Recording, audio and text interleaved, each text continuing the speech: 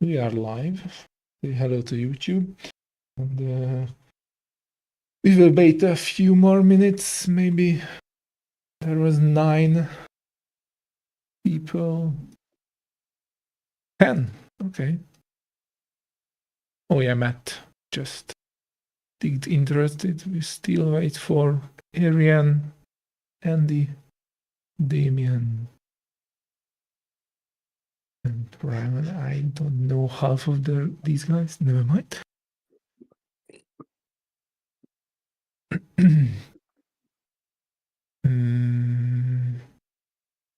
So we'll screen 1 go live. Okay.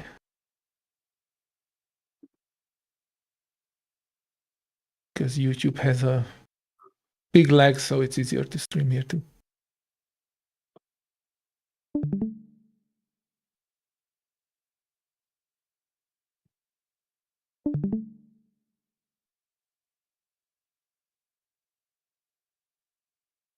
Okay, let's just wait a few more minutes. Or you're watching a stream of the stream. Yeah, it's a streamception now.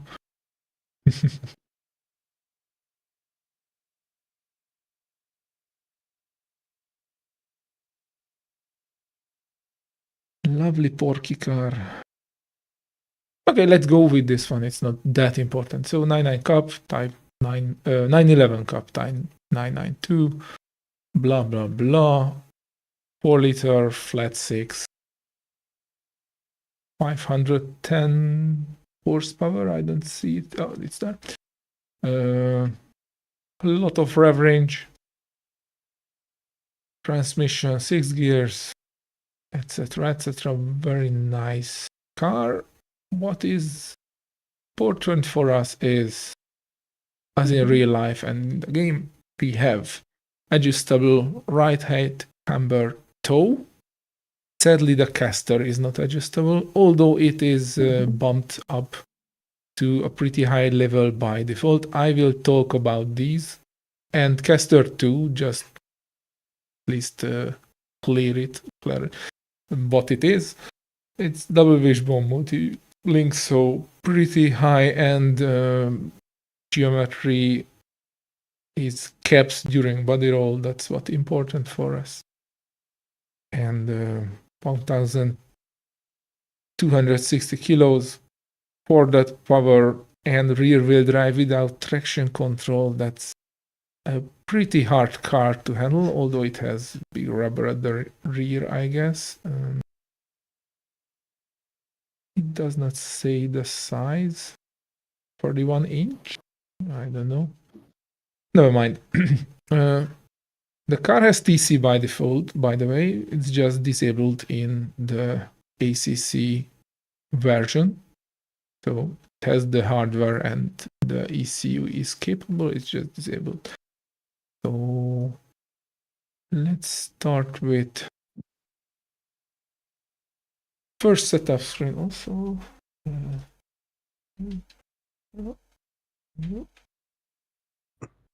Hope this works.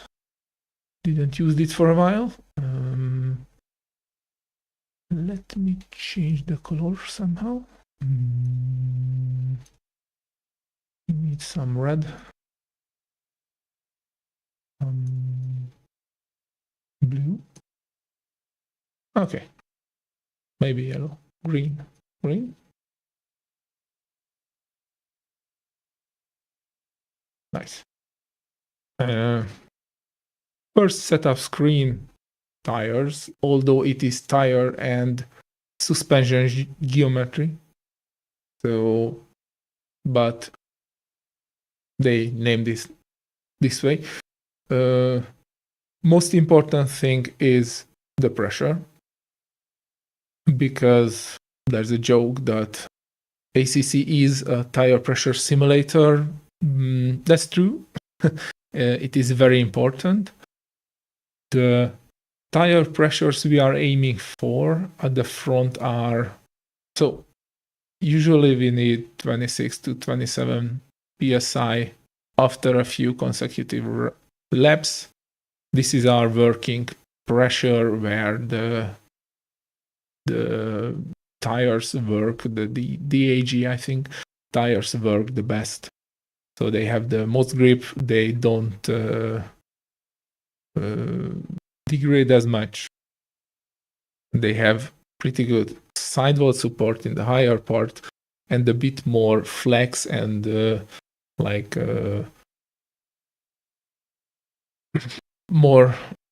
less aggressive at the lower part, so they are not breaking the traction that fast when they are low. That's one thing we will use, because at the front we aim for like 25.6 to 27 psi. This gives us very good sidewall rigidity. On flex as much, it will give us better turning responses.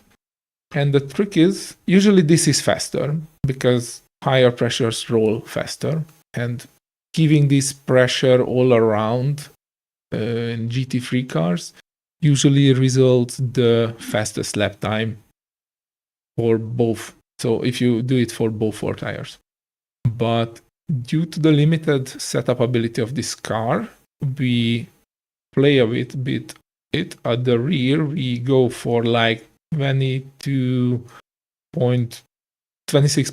to 26.5. This gives the rear tires a bit more like flexibility in the corners, while the front tires are more rigid. And with lower pressures, due to the tire can flex more, they basically mute the rear snapping under acceleration in low gears. So we have a bit more traction in the low speed also, because the contact patch is bigger.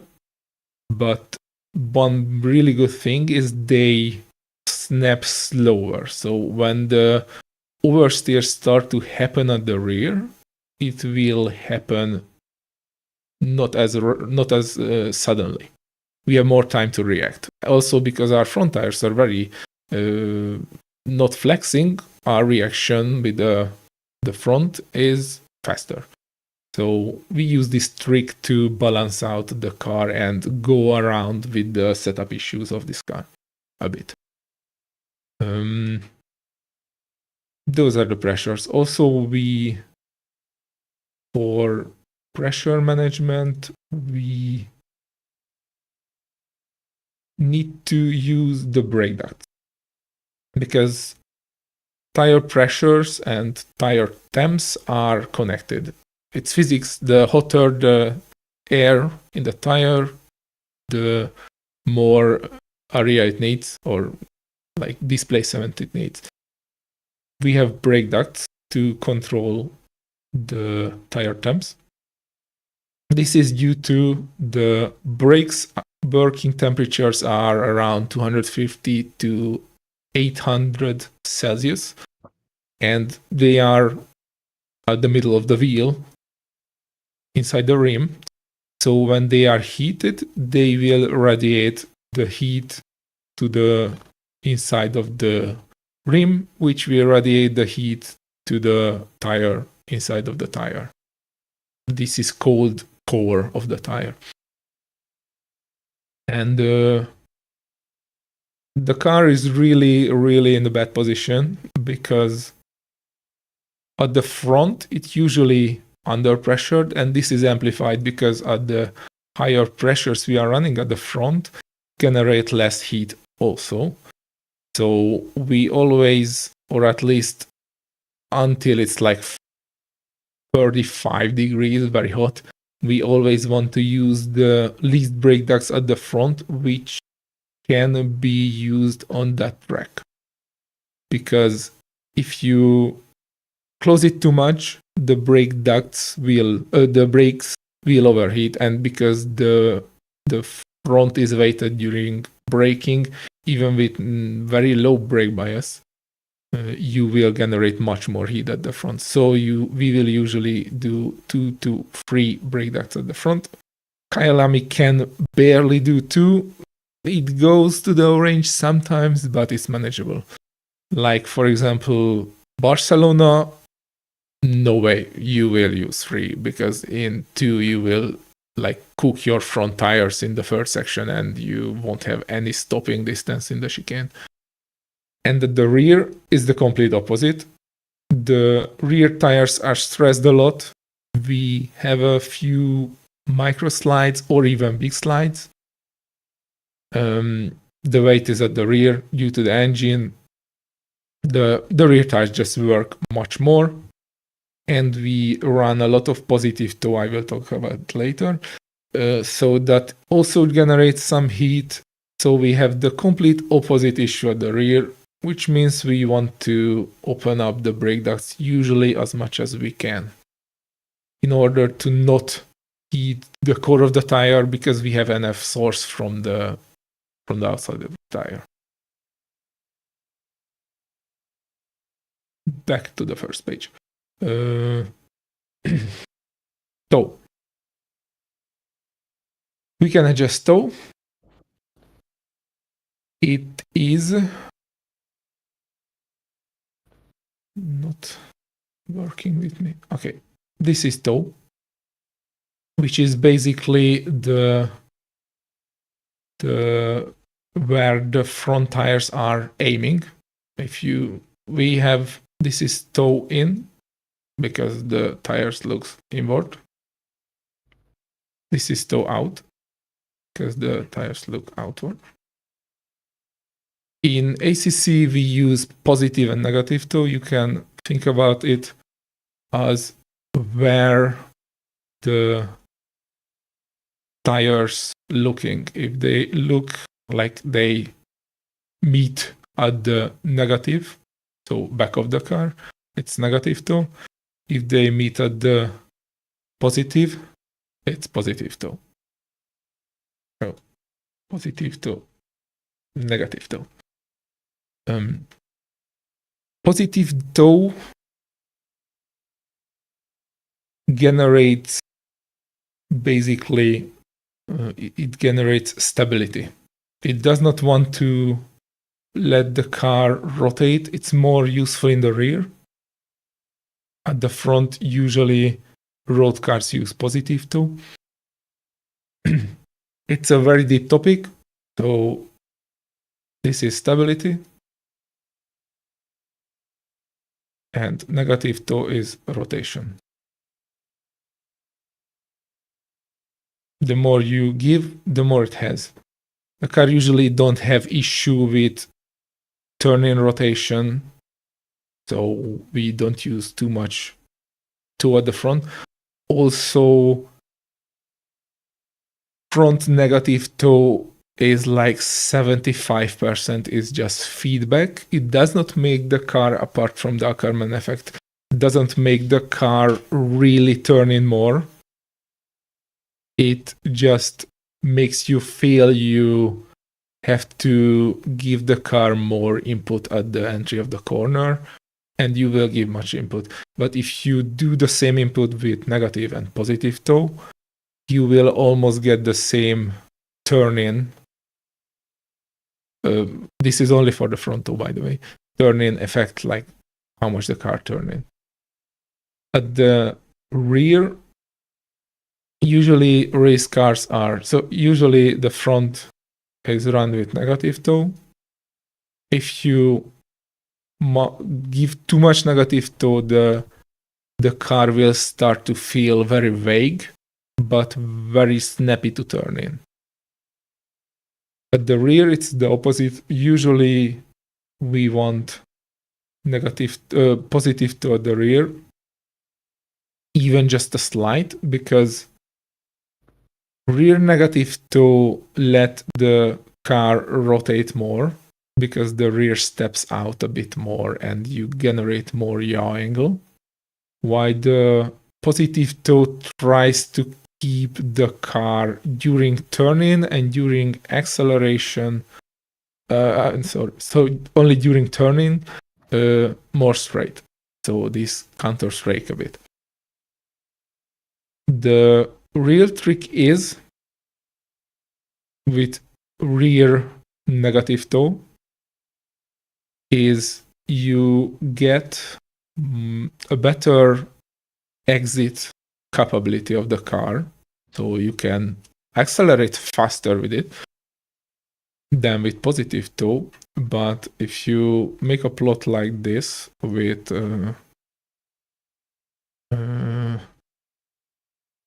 like grip and turning with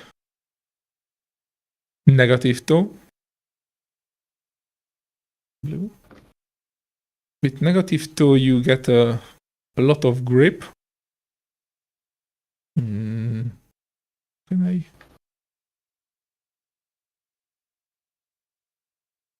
So the thing is, with negative toe, you get, maybe the graph will be wrong. You get a lot of grip as you're turning in, and it will suddenly lose traction.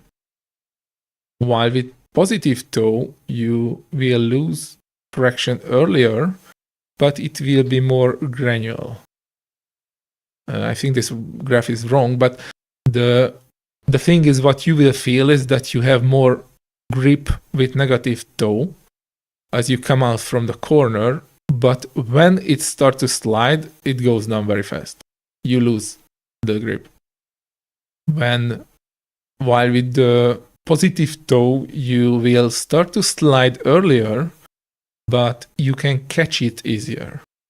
So positive toe in a non-TC car, as with the lower tire pressures, and also this will be in the suspension, gives you more time to react. So you have less potential, but better reaction. That's why, as you can see in the race setup, I gave it 0.8 positive toe at the rear. And with the quali setup, it's minus maximum. Because I want all the grip at the exit. And I don't care if I screw up a lap because it's a hot lap, so I can concentrate more. There aren't that much situations where it's not the usual. So we run positive toe at the rear, a bit more positive toe. Usually it's around 0 with GT3 cars. With this car, we use a bit more to make it more predictable. Also, as I said, we do the lower pressure at the rear for the same thing. And at the front, we don't need much negative toe because it's a Porsche. It has enough turn-in. So we just run a slight 004. Is this toe thing clear, or is there any question? Because it's a deep topic. I try to simplify it as much as I can. That was good for me. Okay. Yeah, makes sense for me too. Okay. So, but if you give too much toe at the rear, you also generate heat because it's scraping the tires in the straight. Also, it will greatly reduce to exit. So it's always a fine act. Like usually with GT3 cars, I run between 0.01 and 0.05. And with this car, it goes up to like. So it's a really fine tuning. You can feel it a lot when you start to give too much. And it's also depend of how you drive. So driver dependent too. Next topic is camber. Toe was by far the biggest impact, and I mean biggest impact to be able to change how it drives, and the hardest to understand. By the way, so don't worry, won't go even deeper from this. Camber is this. We use negative camber in race cars always. The car is at this side, And what it does, there's a very nice calculator I found on the interweb. This one. This also shows that the tire is deforming. So you give it even more to like go extreme. You can see the tire is deforming. This is in the straight.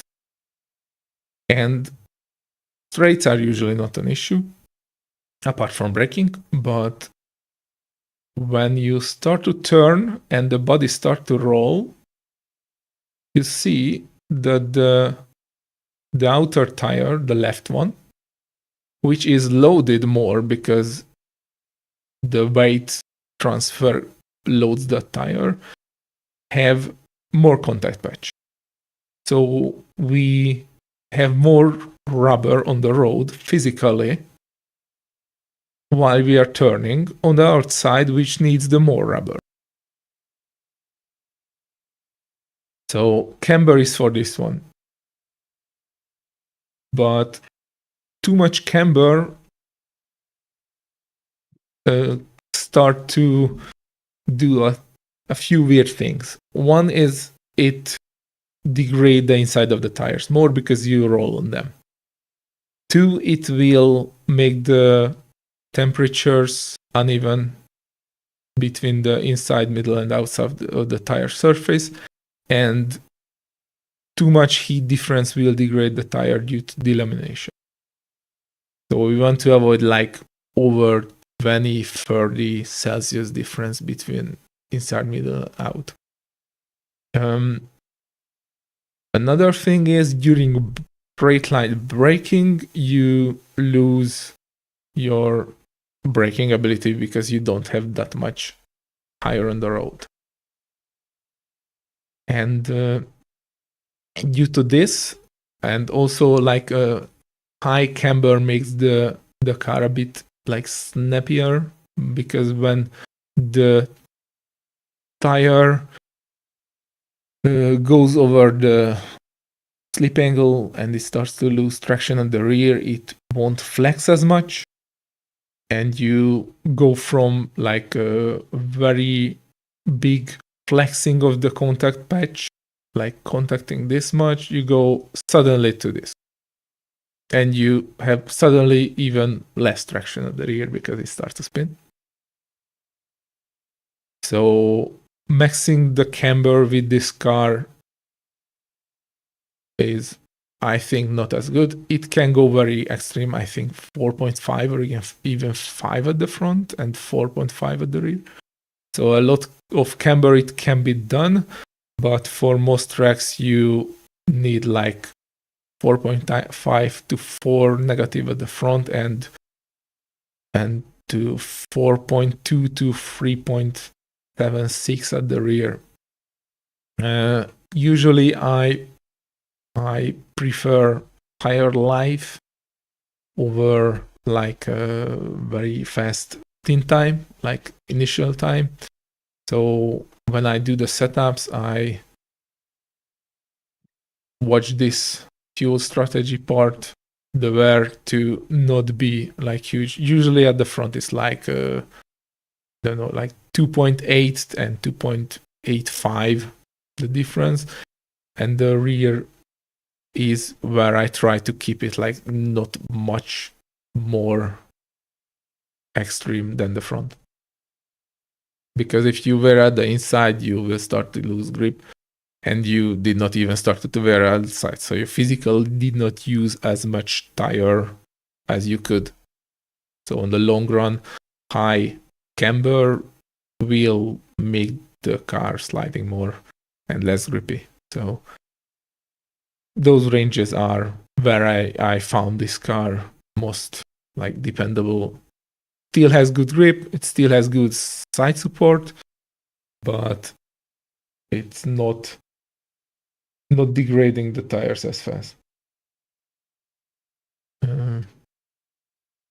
Caster is both simple and very, very complex.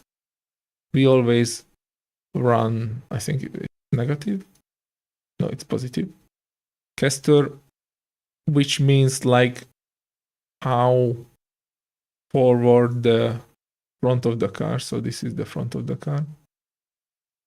How forward the front suspension looks. This does a few things like making more toe while you turn in. But the biggest thing what it does is trail. You experience this phenomenon because in the shopping trolley cars, their wheel is looks like this. These are the carts you push around in the shopping mall, and these have zero caster, but they have trail because they're rotating axle like this, but the wheel is behind the axle, so it has trail.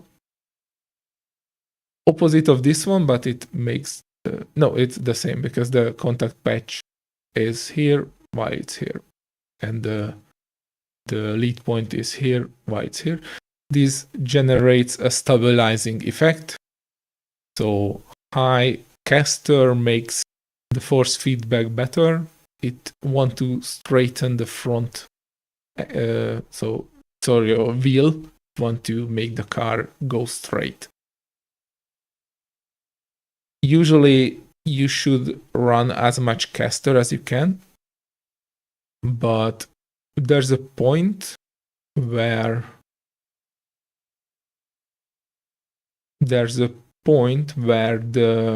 when you like turn left, the caster and the stiffness of the car will elevate the inner rear wheel when you have a lot of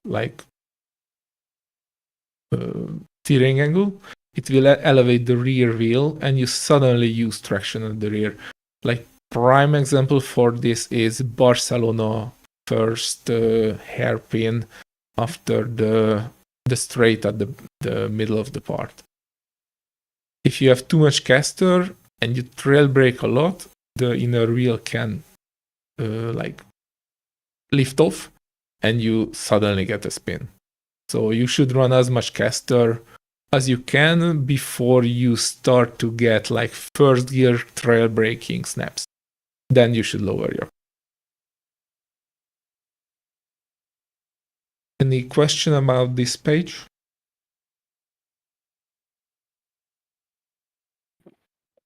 I think that's good. I think, yeah, caster's the one that always makes your force feedback heavy. Yes, caster. There's Caster some is cars that have to turn the force feedback down if the caster's too high. Yes. Usually there's an option to increase or decrease caster in the game per car, by the way. Sadly, it's not per car per track. That would be the greatest, but still per car is good. Yeah, caster is for force feedback and some turning, but if you give too much, you get snaps. Okay. Electronics, we don't have TC, ABS, 3 to 5, whichever you like. ECU map, this I think it doesn't even have. Telemetry is just for making telemetry. Fuel, it does not eat much fuel, 1.9 per lap, so 30 liters is enough for an hour. Brake ducts, brakes, you can use brake 1 to 1.5 hour. 2s are for up to I think 12. And basically in the rain, they halve their life. I usually run brake duct 1, even in the rain for sprints.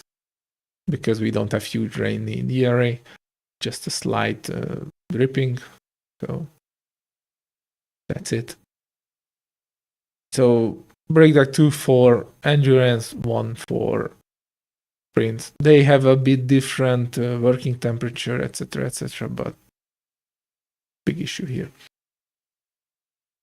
Mechanical grip. Let's start with brake power. Never lower this. Brake bias.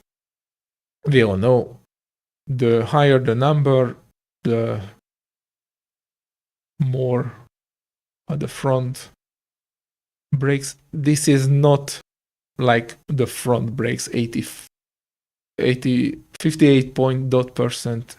It is usually like the rear is always, you can imagine, the rear is always like 100 and the front is like compared to like 158, but it changes between companies, so car between car.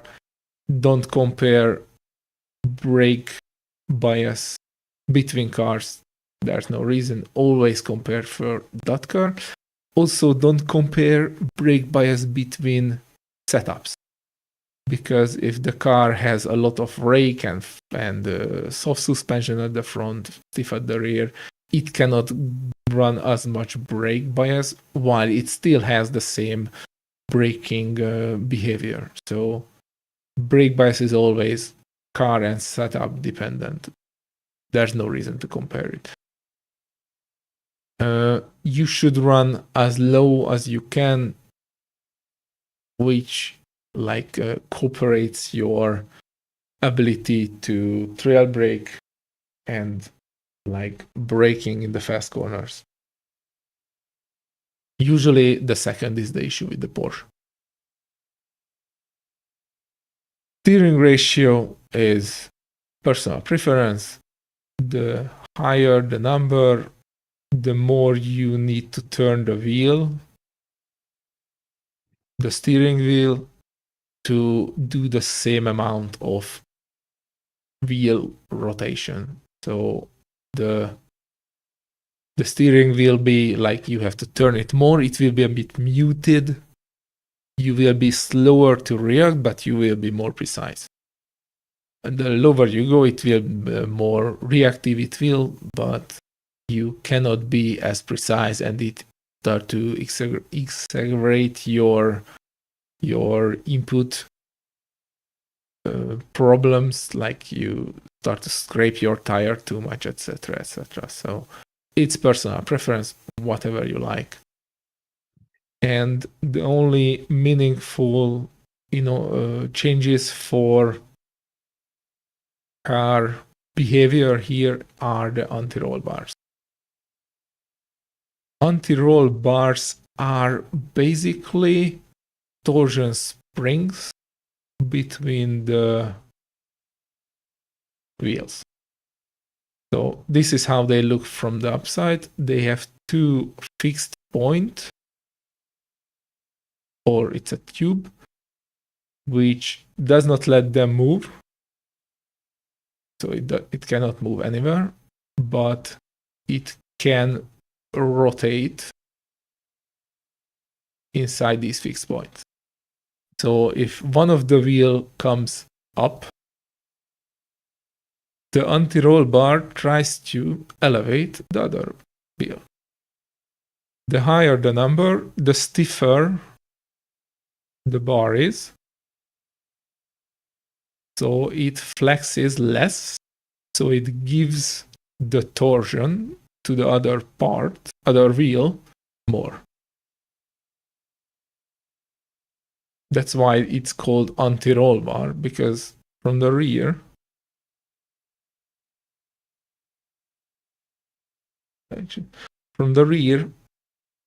it looks like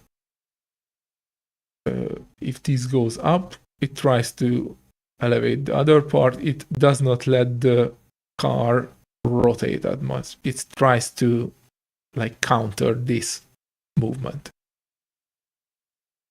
But there are limits. If you give too much anti-roll bar, you stress out the outer tires more. And usually what you should do and what they are for is to work in tandem. So the car is stiff, like it has a stiff chassis. It still flex a bit, like front to back.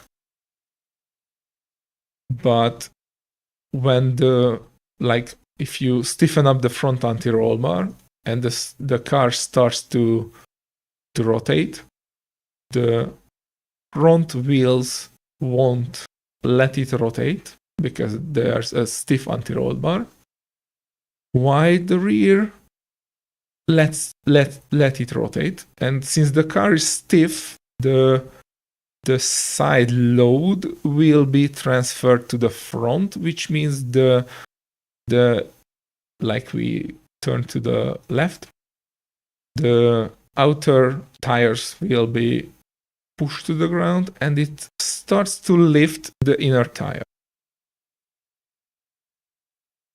So if you think about it, why we make the front stiff and the rear soft here is again that while we start to generate too much rotating force, the rear tires will be utilized, both of them, more, while we start to lose traction at the rear, so we generate understeer instead of oversteer, which will counter the oversteer, which is generated by adding too much throttle at the rear while still trying to turn in. So with stiffening the front and softening the rear, we again soften the rear. We have more time to react, and it also does not let the car go oversteer that much. This is always... I couldn't understand how softening the rear helps here, because I get the part. While you're turning left, the right front is pressed down further. The other one goes up, but how does it help with the rear? Because they are not connected at all, right? But they are connected through the chassis. Yeah, the chassis does not want to... So the chassis moves. Let's say the chassis is completely rigid. It's not completely, but it's pretty rigid. And if you do all the cornering forces at the front, the rear tires still stay on the ground, while at the front, your outer tire is pushed to the ground like hell, but the inner tire is slightly touching it. So you have less traction here because it's not pushed to the ground. Like if you do it too much, you even elevate and you have zero traction here. So you have like 0.4 traction here, 0.6 traction here. The maximum traction we have is 0.6. This one would have like, I don't know, 1, but you cannot, so you have 0.6 here. And this like would have like 0 because it's in there. So you have moved your traction to the back because the fronts are working against the rotating force of the car. Like this rotation is like this is the car from the backward, this kind of rotation. So it's a side rotation. So the fronts are acting against the body roll, and the rears are soft, so they can still connect the tarmac. Okay, what you mean is that if we also make it stiff on behind, the left right also will try to go up. Left rear will also try to go up. Yes, and if you stiffen it, the left rear will also go up. This will be 0, and you have balanced car. Okay. Yeah, exactly. But since the rears are soft, it can stay on the ground more than the front because that's doing the load. So you push your mechanical grip to the back. This is also the same if you lower the rear springs and increase the front springs. You do basically the same because the front wheels will act against the side forces, the body roll move, while the rear can connect the tarmac. But why aren't we then softening the front anti-roll bar, because that will give a better grip during turn in, right? No, Because no. We don't No? have more grip. We just distribute it. Yeah. This does not generate Okay. grip. We just distribute it. Okay. But then, you want stiff in the front because since you're turning left, it's better to have more grip on the right tire, right front tire. Is that No, why? we do this to have grip at the rear. Because when we accelerate and corner out of the corner, the rear, which would lose traction first because we don't have traction control, and this is more loaded. This is just cornering. This is cornering and accelerate. So you're sacrificing a little bit turn in, but you are gaining on corner exit. Yes. Okay. Now I understand the trade-off. That's what I was looking for. So what's the trade-off here? Yes. There should be a trade-off, right? Yes. Okay, cool. But the catch is we can make the car better just in the turn-in part. Like we could do some front toe.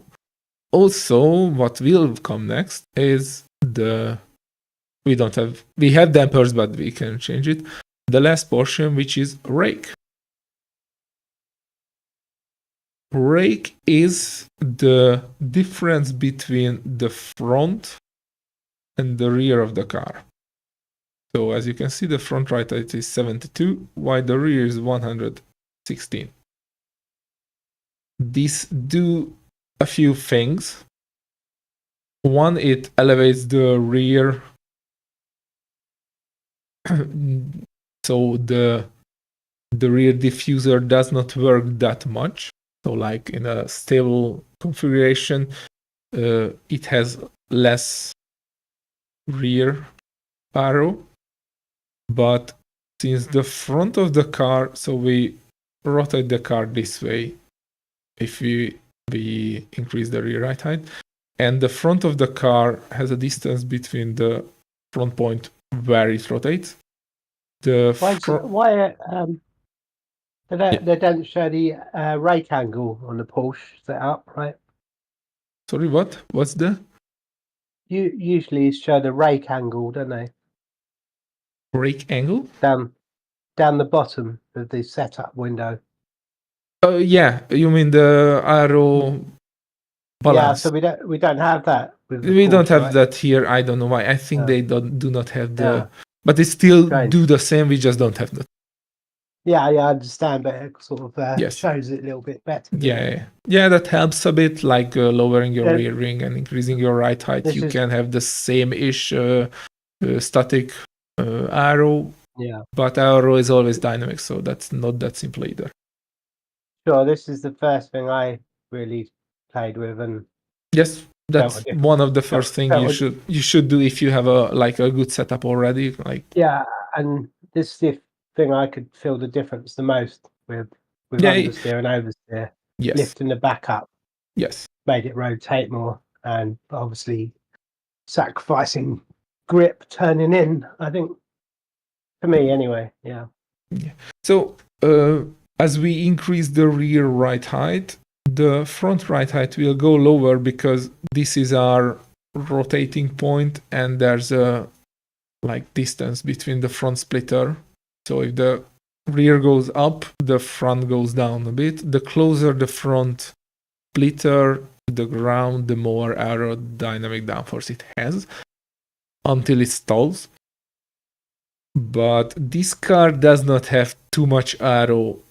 Like if you watch GT3 cars, usually it has small winglets here, blah blah blah. Also, it has a huge diffuser. This one is not that aero. This makes it a bit better in that regards. When it starts to oversteer, it won't be affected with losing the aero that much, so it's more predictable to drive. That's why it's much easier to drift with it, for example. And most of the aero comes from the rear wing, we use max rear wing. Here I found most tracks needs max rear wing, and how we balance the arrow and also the weight transfer is the rake, which I started to draw. So if you have more rake, like the car is this, and you start to brake, the braking force will try to move backward, basically. But since you have an angle here, this braking force will generate some lift, which will try to move, like rotate the whole car this way. Because the weight point is higher at the rear than the front. So it's try to tip at the front. This is called squat diving, because the front dives. So what Flynn said is we sacrifice the turn in with making the mechanical grip more to the back, so we have better acceleration out of the corner, is mostly countered with the rake. So we get back our turn in rotation with the rake. And the nice thing is, when the car starts to accelerate, go forward, the force acts the complete opposite. It will squat down the rear of the car. So you get more aerodynamic downforce from the diffuser, you get lower ride height, and the rake won't act against us as much. It does a bit, so the rear is still a bit higher. It has a bit higher center of mass, which makes the rear like move more. If you do too much rake, it starts to feel under acceleration, but doing slight changes in the rake and not going too much usually make your car turn in, but not horrible on the exit. So this is how we counter the mechanical grip part. And as you said, this is the first thing you should start to change apart from heat management and tire management, like ducts and starting pressure. Rake should be the first part you should change, and brake bias when you start to do a setup. I mean, modifying a setup for yourself. Because this has the best good effects from turn-in and not ruining your exit. Or if you want less turn-in because you can't control that and you don't want to lower your brake bias because, for example, you have very nice trail braking, but in the fast corners it just snaps on you, then you lower your ride height, the rear, and it won't ruin the rest of the setup. That's why you should start with this. Yeah, on Spa, is it Pouillon? Mm-hmm. Where you're dropping down from fifth to fourth gear and you have to brake a little bit, and then that's where I started playing with it a lot. And brake bias. Yes. Because brake bias is not doing that much change in high speed. Yeah. While rake does a lot of change in high speed, but brake bias do a lot of like changing how you rotate the car with trail braking, but the rake does not affect it that much. So you with these two things, you can start to balance out how much on brake rotation you want in the high speed compared to for low speed. I had a lot of problems when I started turning in there with dabbing the brake and going down a gear and then losing traction on the way in. But yeah, the different car. All Porsches are behaving like this, by the way. Also, all cars, but Porsches are accelerating this problem because the engine is at the rear, and when it starts to snap, and the rake is like increasing the rear right height really increases its center of gravity. While if the engine is at the front, you increase the rear right height, it's like half a millimeter. Yeah, that's not an easy thing to drive, right? Yep. Although it can be handled, like rear toe, increasing rear toe to the positive also gives you stability under braking. But setups are like you get something here, you lose it something there. So you always like a balancing act between the things. There are no setup components which only affects one thing and it doesn't change anything else. Maybe brake bias. Sure. Yeah.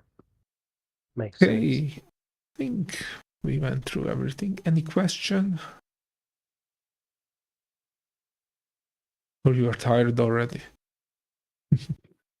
Clear for me, thanks. Sorry? Yeah, for me it's clear. Okay. Thanks. I hope everyone else. Okay, then let's do like a few minute break and hop onto the server after it.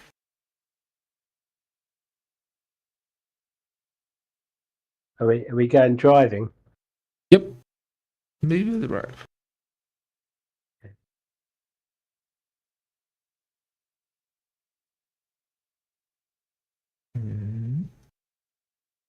Are we supposed to download that setup that you posted? It's in the VC training chat. So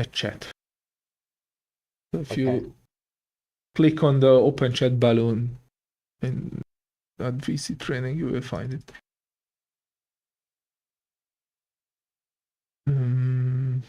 I need Team Hub and I need a P. So be right back in a moment.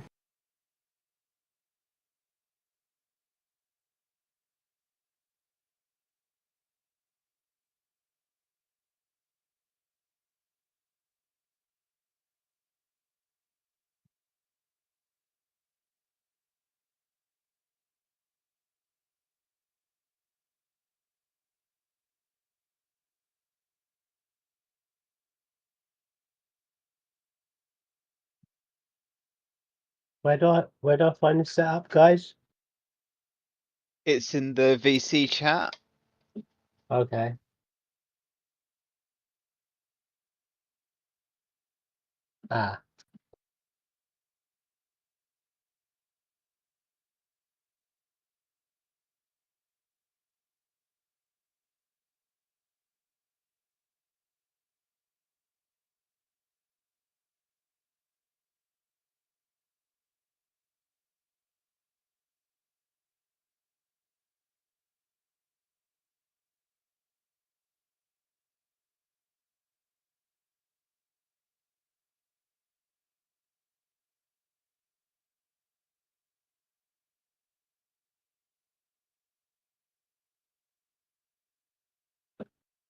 Yeah, still not finding it.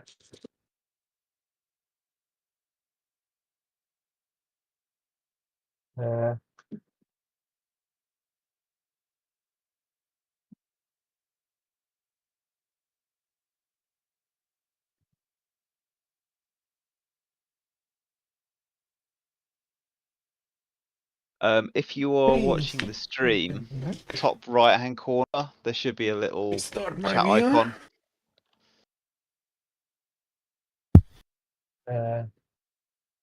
Oh yeah. Yeah, I didn't have that open. Yeah, you got it now. Is there download somewhere there?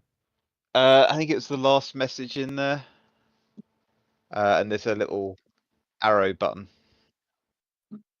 Yeah.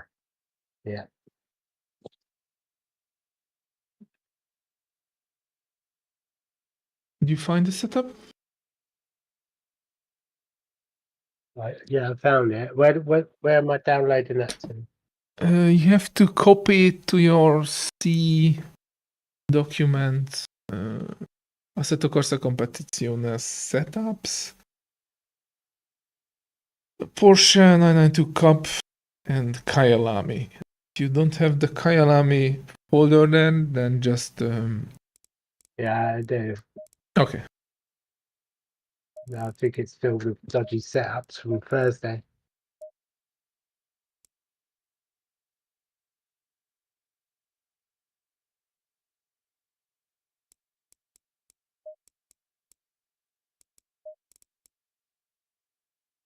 Green light.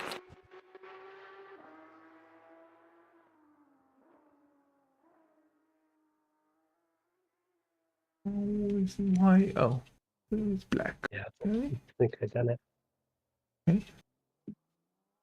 There you go.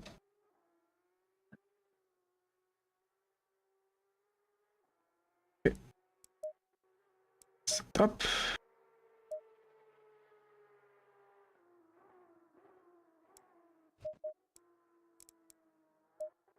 It's a bit more Yeah, hot.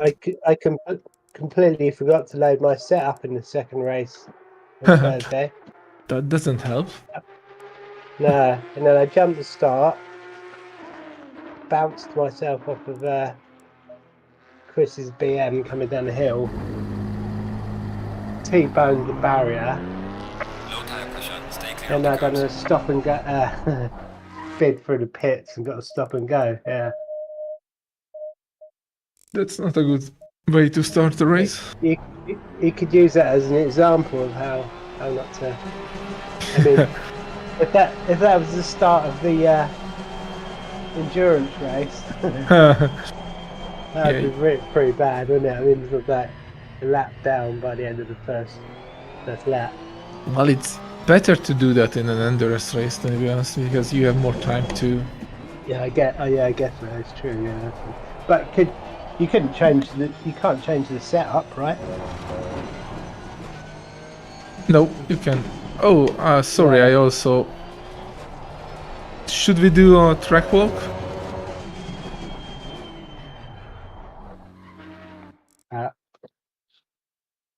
So why my sim hub is not working? I John don't. in McLaren. Oh, okay.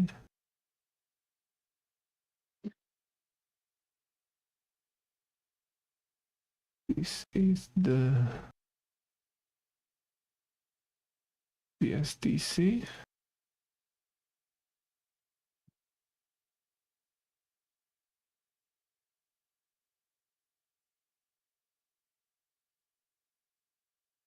My sim hub forgot all my inputs. So great.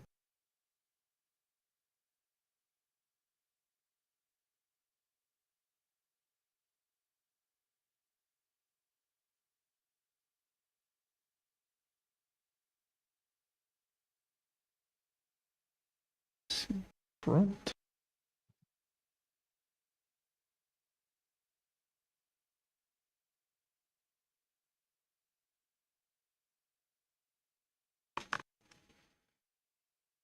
This is the rear.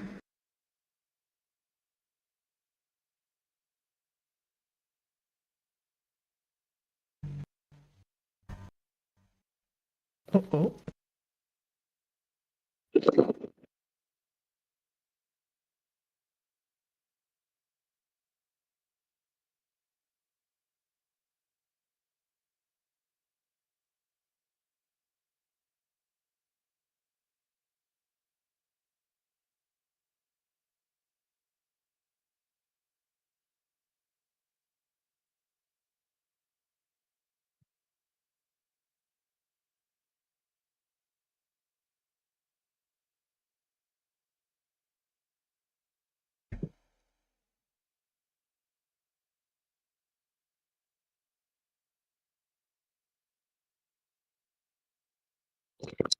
Is very wrong here.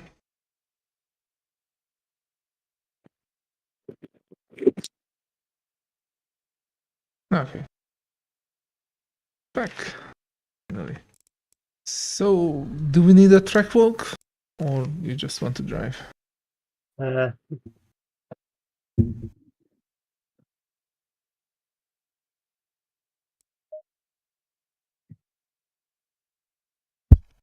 easy either way.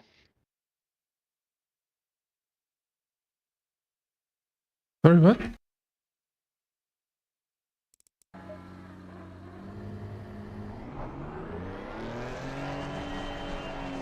I said I'm easy either way. Happy or to do one or not. Okay. Then let's make one. Just a quick one. Go to spectating then. Please.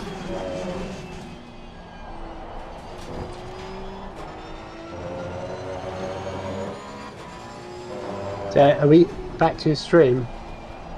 No. Just here in the game, spectating. You just stop and press shift left. You'll have to bear with me. I'm like using Discord and the games.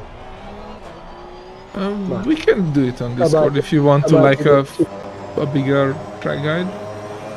I might need a tutorial and that more than anything.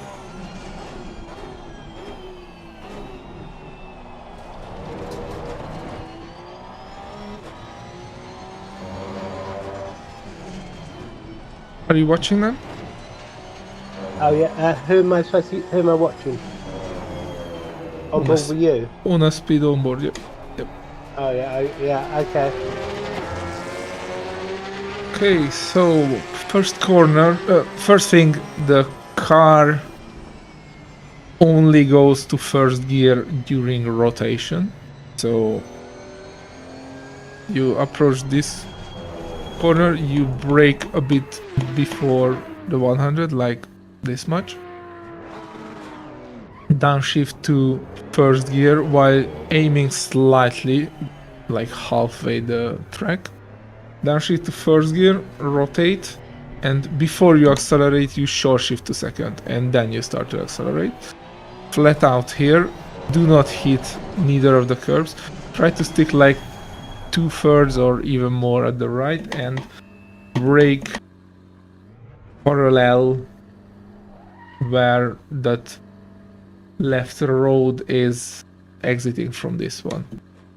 And you only do like not fully braking, but only trail braking. Downshift to second in quali, third is enough in race. And I use third. yeah, third is more stable but has less rotation. I slow down too much in second. I think. Yeah, don't hit the inner curb again, and use all the exit at the exit, all the road at the exit. You can go to the like AstroTurf on the right, but it ends very early, and you have to come back to the tarmac. Here you just do a slight brake and turn in simultaneously, where you see that someone is coming. Hopefully he won't kill me. When you see the left red-white strip shrinks a bit, that's the turn in and braking point. You like brake with 20 to 50%, depends on car setup, tires, fuel, and in fourth gear.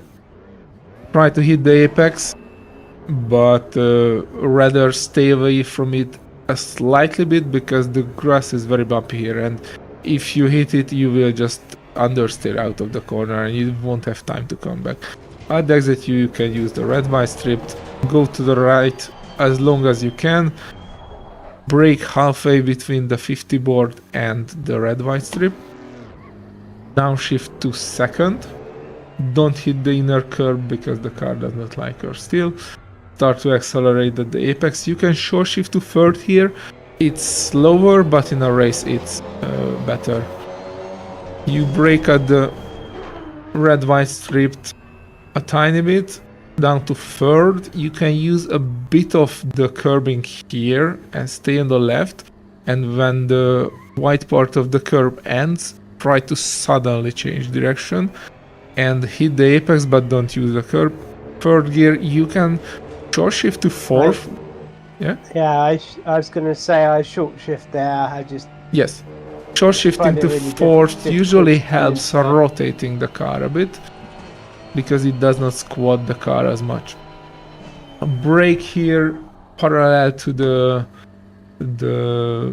hut at the left, stay on the right, trail brake into the corner really deeply and try to aim for a slightly late apex like that. Accelerate out, keep turning but decreasing your steering input. Sorry, Peter, do you go down to first there? Yes, but only for rotation. I will show you a full lap with full speed. Okay. Here you turn in somewhere under the bridge, keep it in full throttle, try to cut it as short as you can at the apex because it does not have as much aero as the GT3s, and try to go as left as you can. There's a slight darkening in the tarmac due to the braking. You want to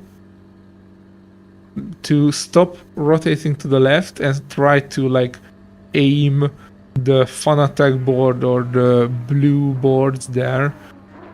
Hopefully it won't kill us again.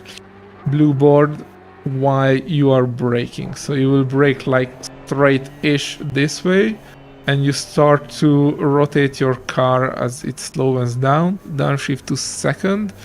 Don't hit the apex and be back on the throttle even before the apex. This is a slight tap on the brakes down to third. Don't hit the sausage because it kills every car. This car kills it double times. Here you brake a bit before 50, keep to the right as much as you can and try to stick to the right. Many people and drivers aims the apex early. That will only shrink your entry.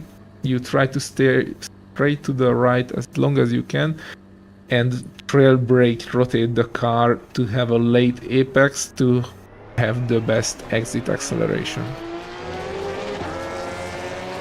I will do it now with proper speed. You can stay in fifth here, no need to shift up to sixth. Brake before the 100, slightly turn in, more turn in as the car slows down to first, up to second before accelerating.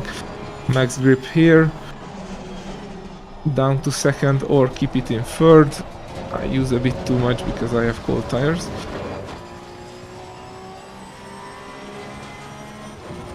Down to fourth, rail brake, rotate the car. You can just slightly tap the brake and the throttle a few times during corner, like 10% to balance the rotation. Go back from the AstroTurf down to third at the start. Yeah, don't use the curving as I did. Brake at the hut, stay on the right, rotate when you slow down up to second before accelerating, late apex. Full throttle here all the way. Keep it to the left as long as you can, snap back to the right and brake in a straight. Second, trail brake, back on the throttle at the apex. Use all the exit. Down to first, small brake, coast a bit, back on throttle, back to the right, brake before the 50. Down to first, up to second before you accelerate, late apex. Have a good exit. I will try to do one more lap. Maybe that I won't fuck up those corners. So, before the 100, down to first, rotate the car, brake, up to second, accelerate. Stay to the left as long as, turn to the left as long as you can, the right, left. You can use second for rotation, third for exit.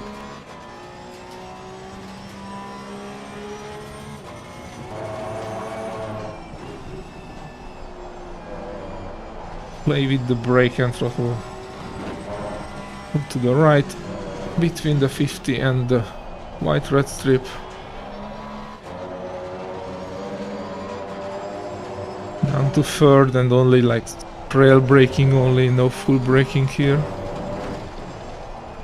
Can lift a bit to not invalidate if you hit the inner curb like I did and that upsets the car. Down to first, back on second and accelerate. Try to do a nice curve.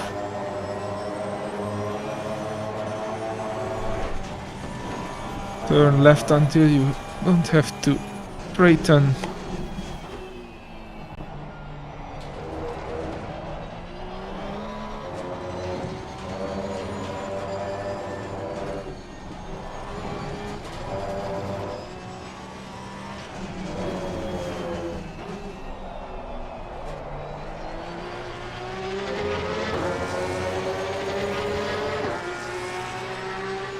Okay, 44, Well, mate, this is decent your lap. personal best.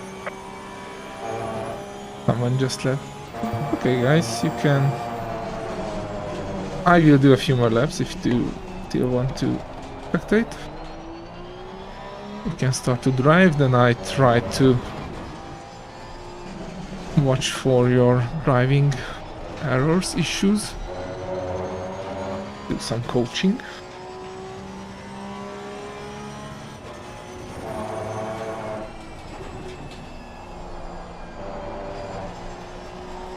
Also feel free to change the setup if you want to try things.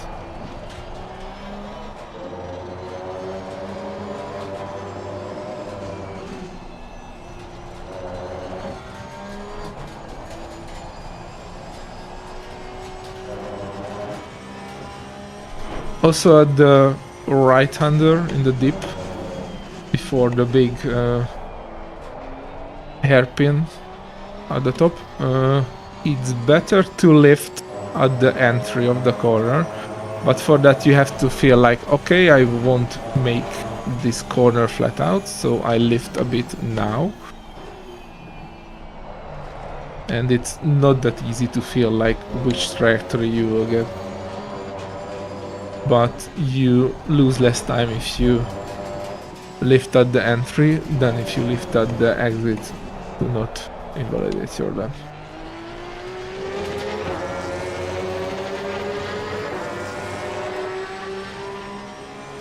Well done, mate. This has been your personal best.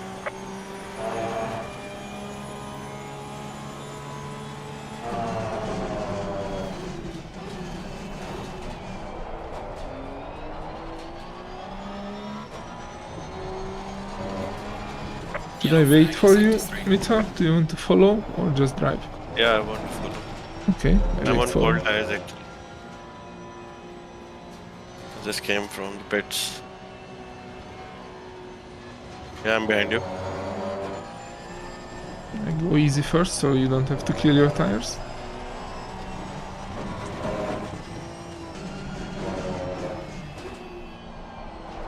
Yes, some people prefer to follow others, some people don't.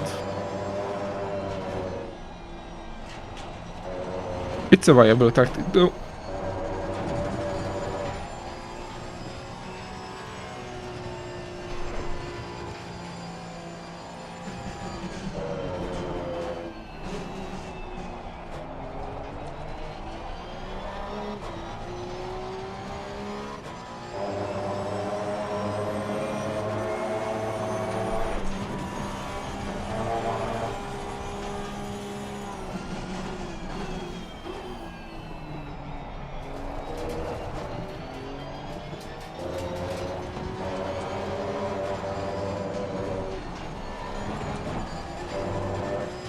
It's all about smoothness with this car.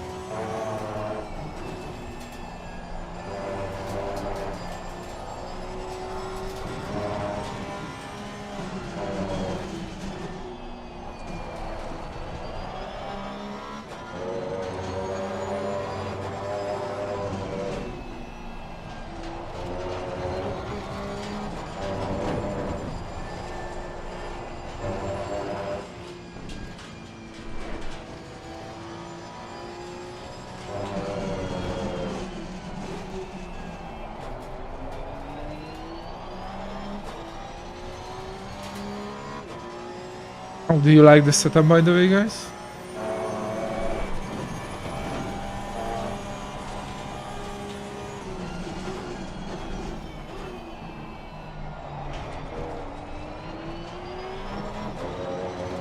Looks like everyone is concentrating. Or cannot hear me because it's loud. No, can't hear you. Was Yeah. concentrating. Yeah, same.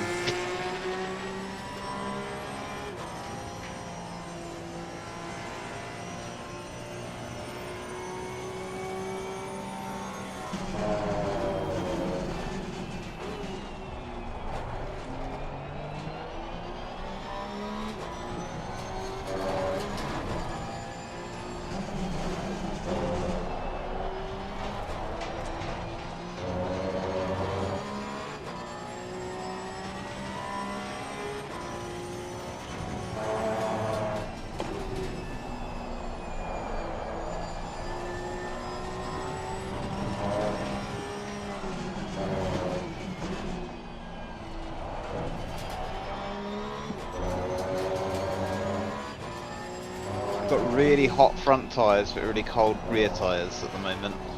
Really? Then you probably scraping the fronts a bit too much.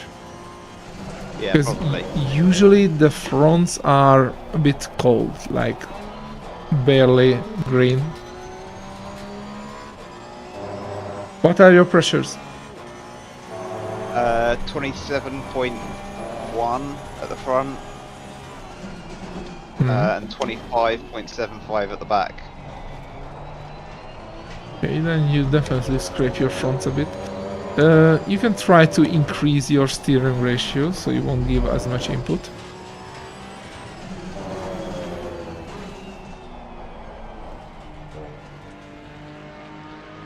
Or give less input. Yeah, I think that's something I need to practice overall.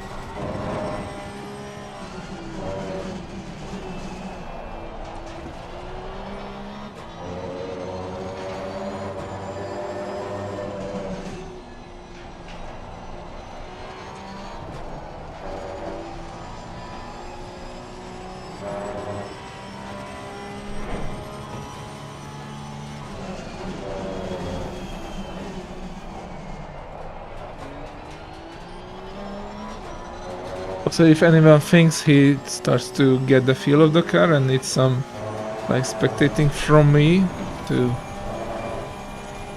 view for like lines errors, and it's not because he cannot control the car but because he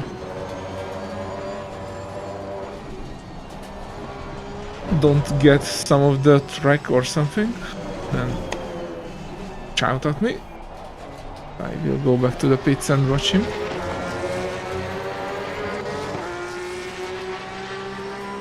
The sad thing with this car is you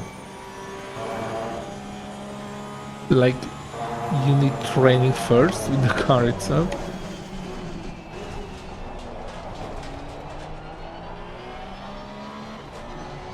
I think the setup is pretty stable. I'm losing some pressure in the back, but I will increase it a bit now. Yeah, sure. Probably you are not pushing it that hard then, that's fine. Also, I'm glad you like the setup.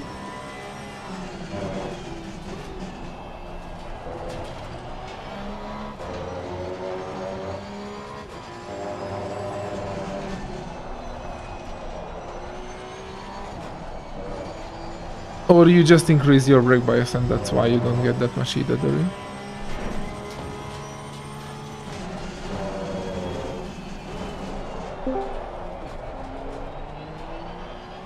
Hello, someone.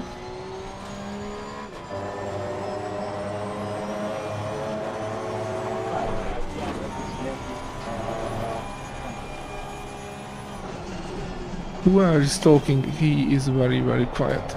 Like a mile away from the microphone. Yeah, I think that was me. Yep. Much better now. We got disconnected. Oh, okay. I mean, not okay, but I understand. Well done, mate. The fastest lap so far. It was my end.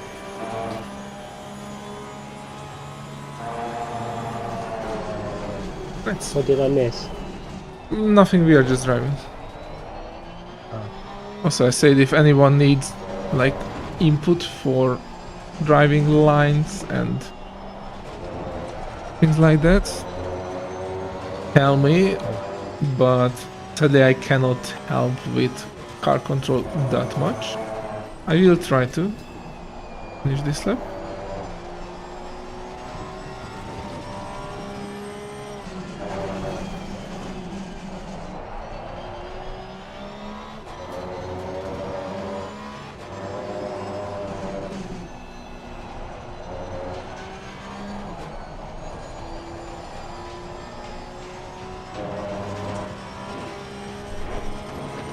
So I think my PB was like 100 per second under 45.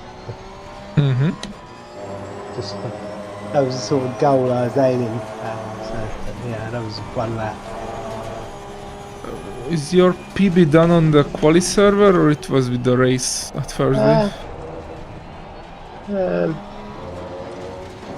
Maybe not on the server. Because maybe. the quali server is colder, faster a bit. So if you do the same time here, that means you improved. Yeah, I think I'm not sure I managed it on the server. Maybe in the race was low. I think I qualified Thursday at like low 45s. Mm-hmm.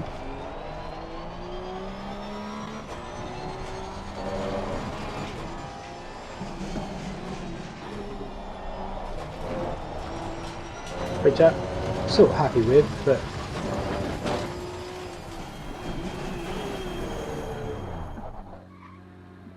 Okay, let me watch you guys.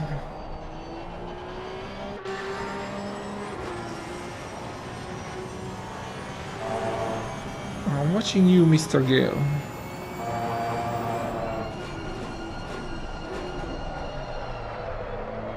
Right a bit, brake a bit earlier, keep it wider, and have a better exit.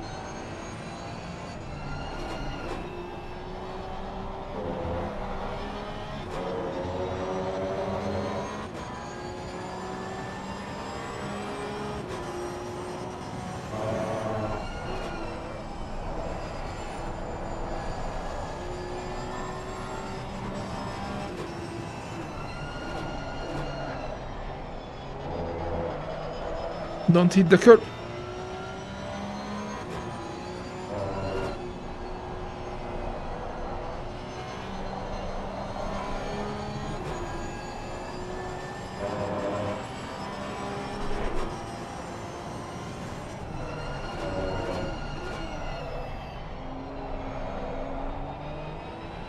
Downshift to first while you do that final part of the rotation. Even if you downshift just like fraction of a second, you get much better rotation.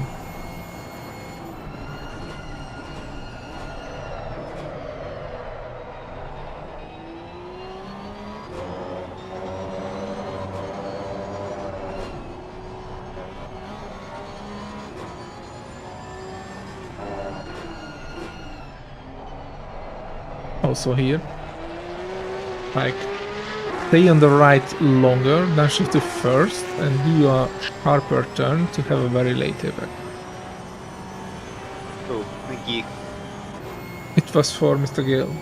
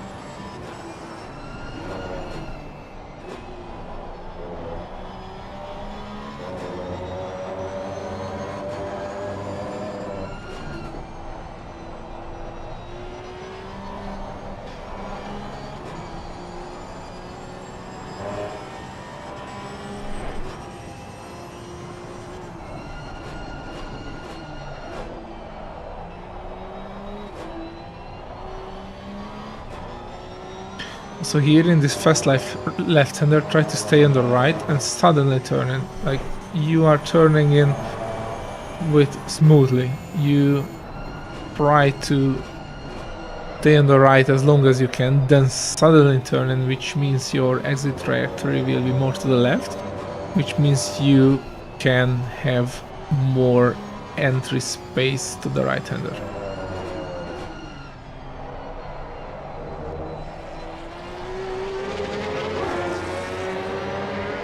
Okay, let's watch Mr. Holland.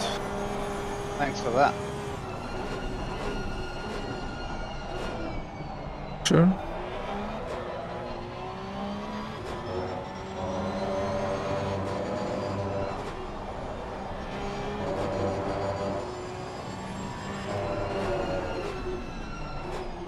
You did the same. Try to stay a bit more to the right, Flynn, at the last corner. Where? Last corner, okay. Yeah, and turn in more sharply. So you hit a later apex, so you can back on the throttle earlier.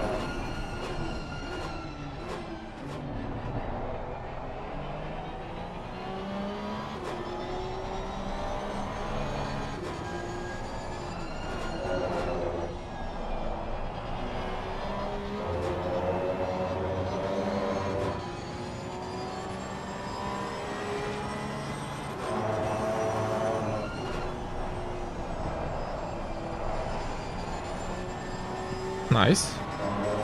A nice sunset.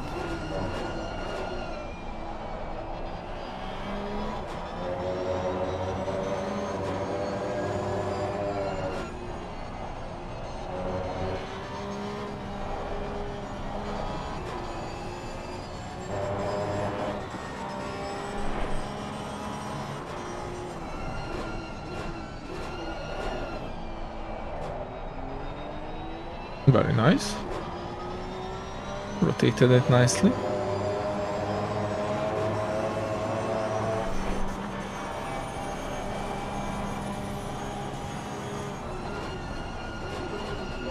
You brake a bit too late. Yeah, too late, yeah. Normally I can hit that apex.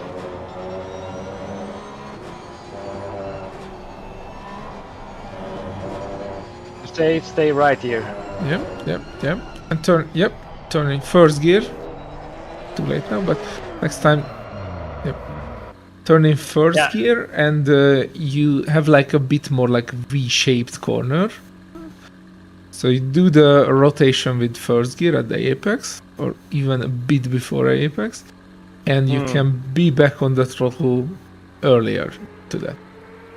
This is very important because you have a very long straight after it, so you want to maximize your exit speed. Okay. Yeah. I will try. Thanks. Okay, Mr. Neville.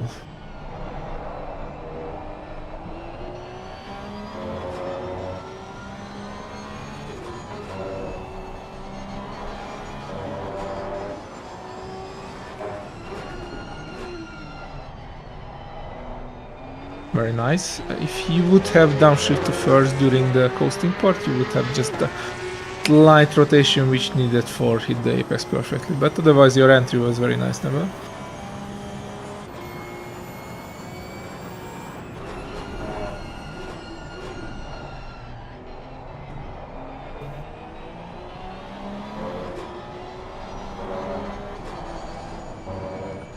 Ugh.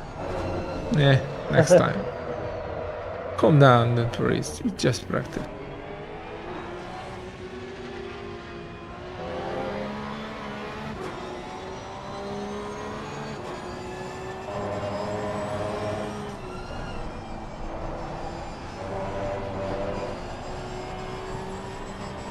Nicely keeping the sunset. That was nice.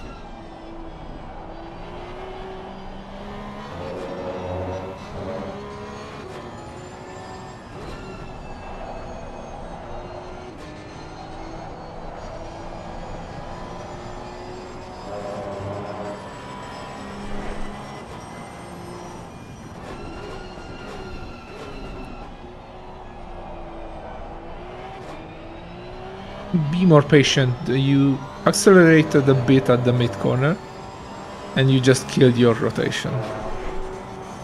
Okay. Be more patient.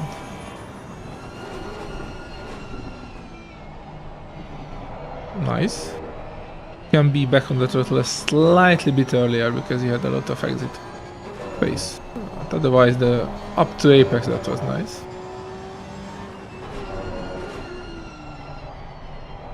Try first gear here. And yep, Oh. it happens. I think you should repair that. Just going back to the pit to repair the car because damage is on the server. Okay, let's watch Mr. Mitha. Ouch. Yeah, so last and first corner, you should use first gear. Otherwise, your lap was very nice. Yeah, I think I had to back right off it in a race, just like those corners where it bite you, Mhm. and then I mean that's pretty normal, isn't it? So, but I did manage the first race without ducking into the wall, so that was an achievement. That's always an achievement with this car, yes. I Definitely. think just looking at the setup compared to what I was using, how different it is. Basically, with the setup, I tried to make it as forgiving as I could and still have pace. Hmm.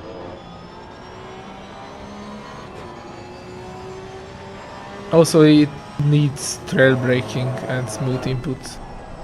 Yeah, I'm pretty sure I put the brake bias up to like 60. Mhm. I mean, Just, with this setup or your previous? No, what I was running Thursday. Yeah, but don't forget that this setup has a much more rear mechanical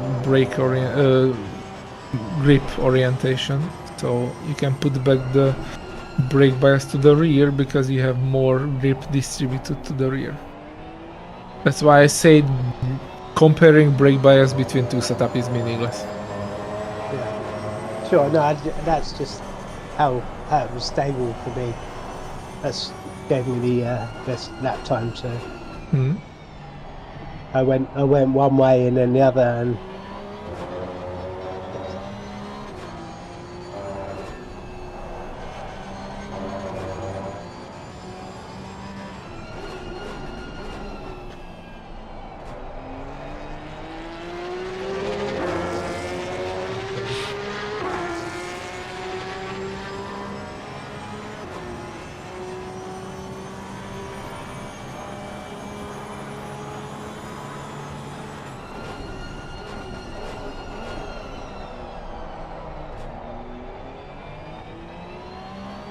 Try to brake a bit earlier, Mr. Mitha, there, and nail the... So what I see from your driving is you try to be fast too early. Okay. Try to do like braking a bit earlier and hitting the apex, hitting the lines and hitting the exits better than try to do fast. Also, you don't use all the tracks, so keep at the widest part at the entry, cut the track to the apex at the halfway, and use all the exit. So, Okay. like here, you were braking towards the apex. That means you basically sacrificing the entry space, because where you start to turn in, you will be halfway middle of the track. And you want to use all of the tracks, so keep parallel to the entry, the side, and brake there. And turn in when you already doing the turn. And use all the entry, like on the last corner, you had like car width at the right. Okay. Keep it to the right, more to the right, yeah, that much. Brake a bit earlier. Okay.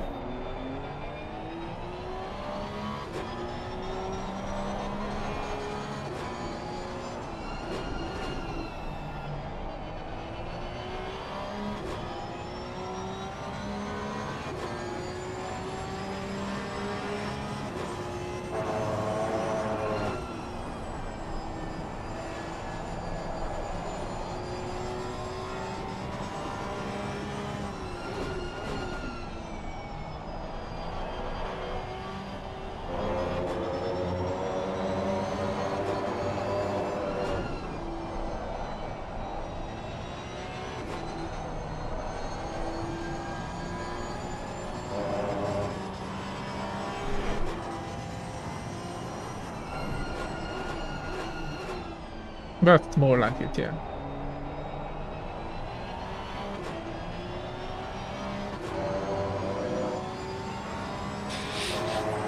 Pace is not important at the beginning. Doing the proper lines and having like good apexes and exits is more important. So like initially you should just sacrifice your brakings, brake a bit earlier, and like release the brake a bit if you slowed down too much.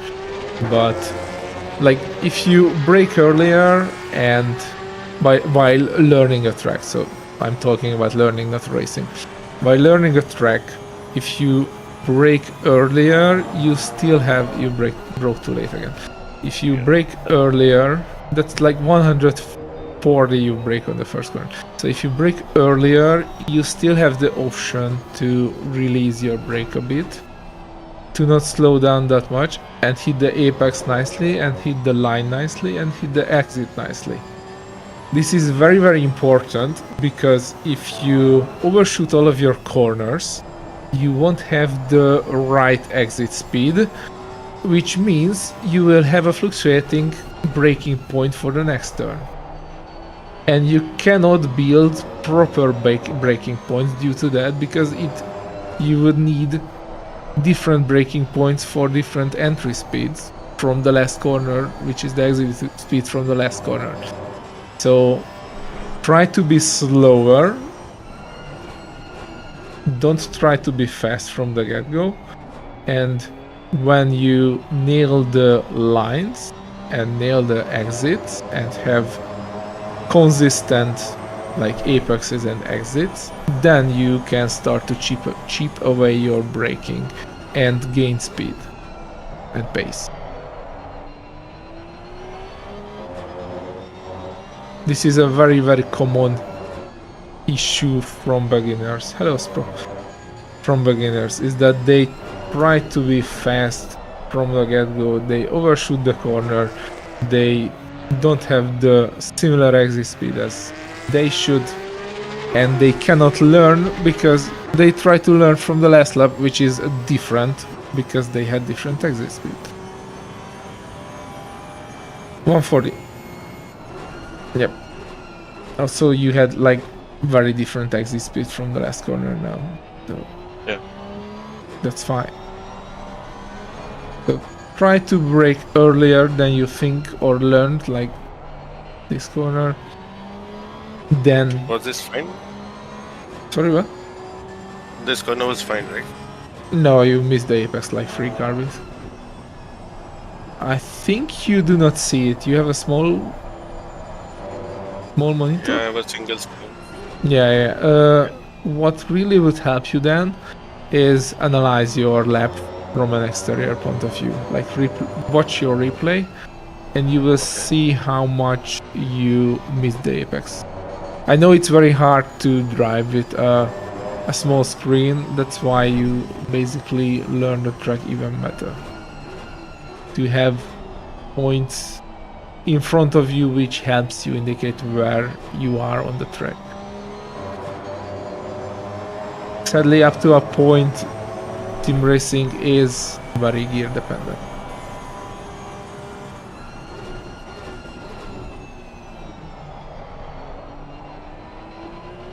Okay, that was nice.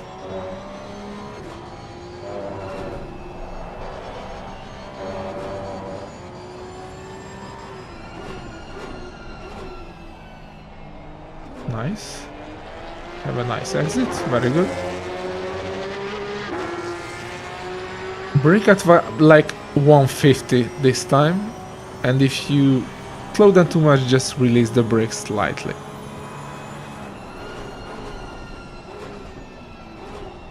Nice. Have a good exit. Okay. Turn to the right, left, brake. Try to hit the apex.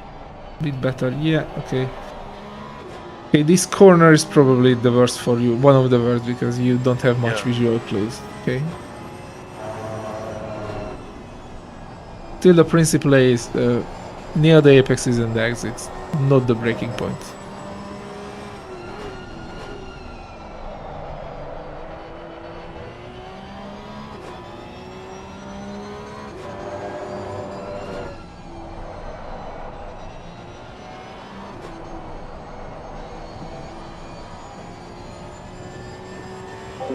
With the Porsche Cup Astro?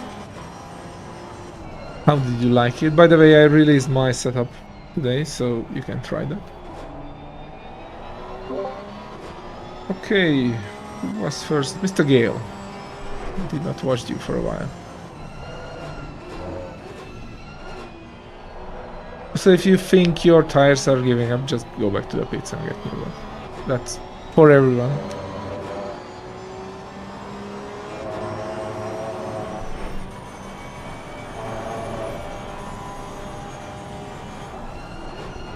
It's a bit too late. Yeah.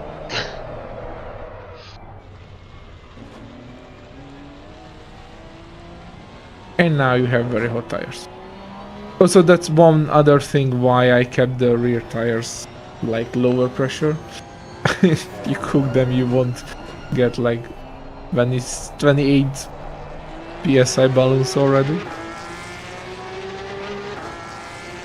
My tyres are still cold. They're probably about perfect temperature right now. Oh. Well, that's one way to warm them up.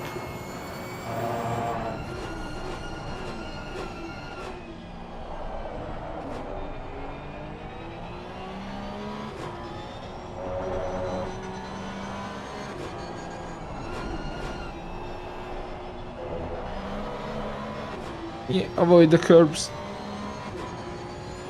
Sadly, this car... yeah, this car sadly is just a bouncing stick. Pogo stick. Into the sunset. Try to do that like I showed you that turning and braking point. Like, flick the car in like very slightly and then just do like a very slight but longer braking. Like, barely tipping your brake, like 20%.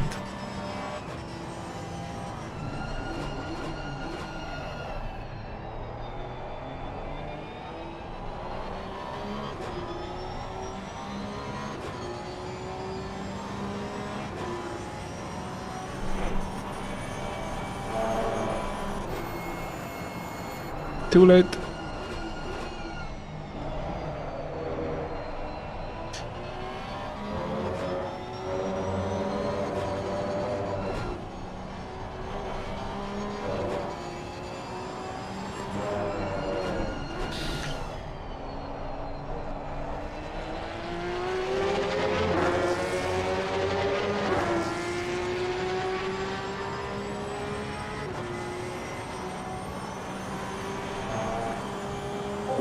You can join the server, Astro, if you want, and you can drive.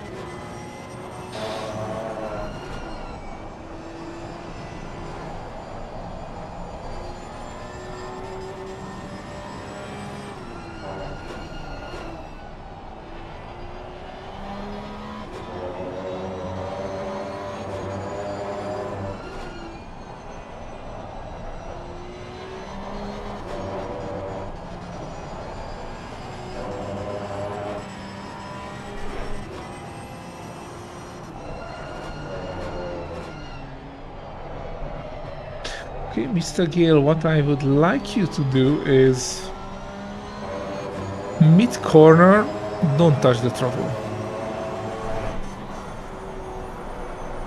Because you kill your rotation with that. Try to act the corner like braking in a straight line, then slowly releasing the brake while turning in. And at the apex, you do a slight, like, not doing anything, just turning. And the exit, you gradually start to increase your throttle. Bit more actively than how you release your brake, but still not as sudden as you would do with the GT3. Okay, I'll try that. Because you kill your rotation with on throttle in a few corners. That means you have to slow down more to take that corner, and you have a less apex speed.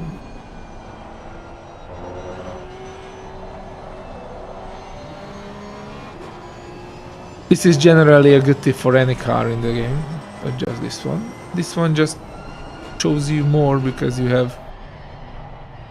See, did you feel that how much more rotation you had, even in second gear? It felt a bit more, I guess, solid. Yeah. You were a bit late back on the throttle, like probably you did not expect it to rotate that much. I didn't expect it to rotate that much there. Yeah, that's fine. Okay, Mr. Holland.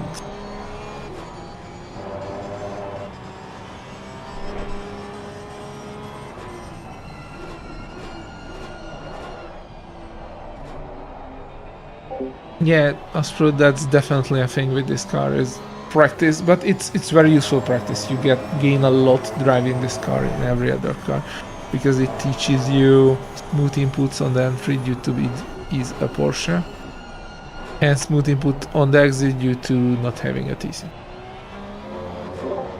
For some reason, I can't hit the apex correctly when you're watching. It was Because fine you- in the previous lap. Well, I did not saw you doing it, it's fine.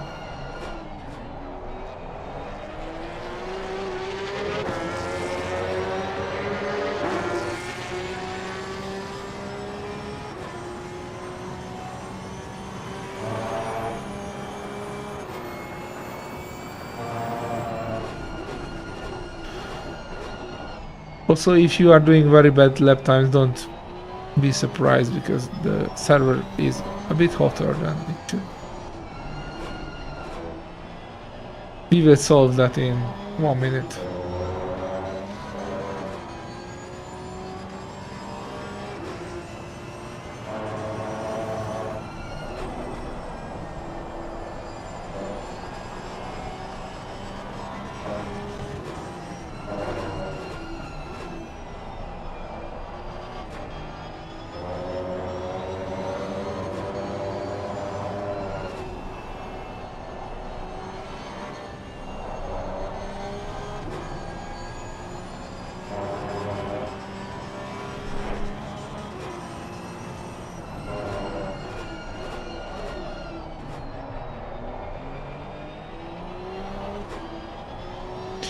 You are getting the hang of it, Flynn, I guess.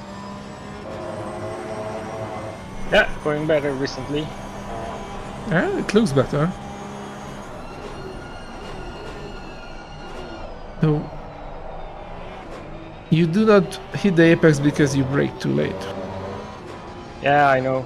I was hitting it, but as I said, when you're watching, I can't for some reason. Because I gave you more speed with my presence. And you had too much entry speed. Okay, gents, the server is done. If you finished your lap, I would like you to ask to everyone leave the server when you finish your lap first. All of us will leave the server and we will come back and the temps will be reset to the proper ones. Okay. Green light. Go, go, go.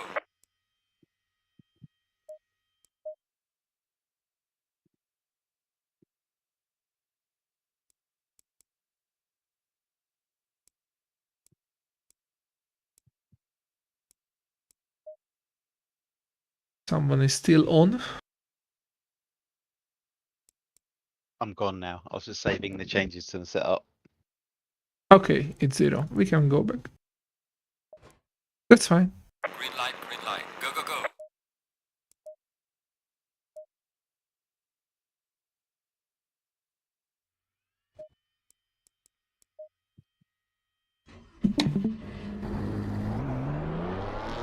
Low tire pressure, stay clear of the curbs.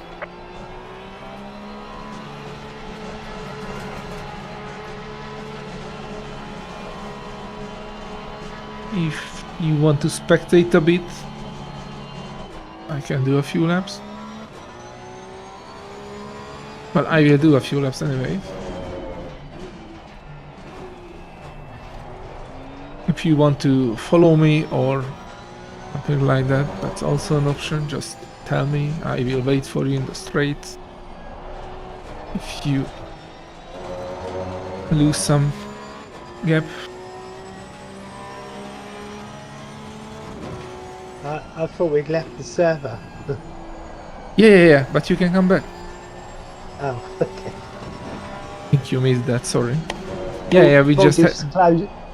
Full disclosure, I may have had too many beers now. That's fine. We don't have cops here in Kyalami. Probably don't want me following you, Peter.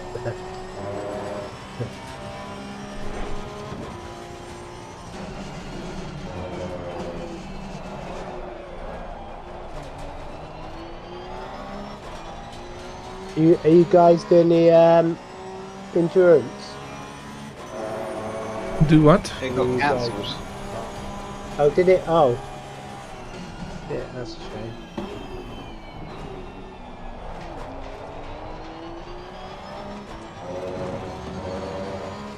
You are not coming back?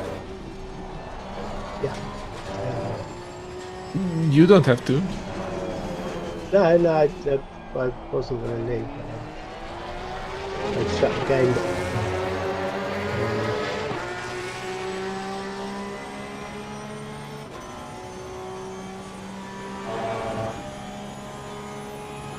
I gotta go, but thanks for this. It was fun. You are very welcome, Flynn. Hopefully you Yeah. learned some things. Also, the Yeah, setup is relevant for all cars. Yeah, exactly. I think that was really helpful. Thank you. And I will see See you you, later. Flynn. Have fun. Good night. Right.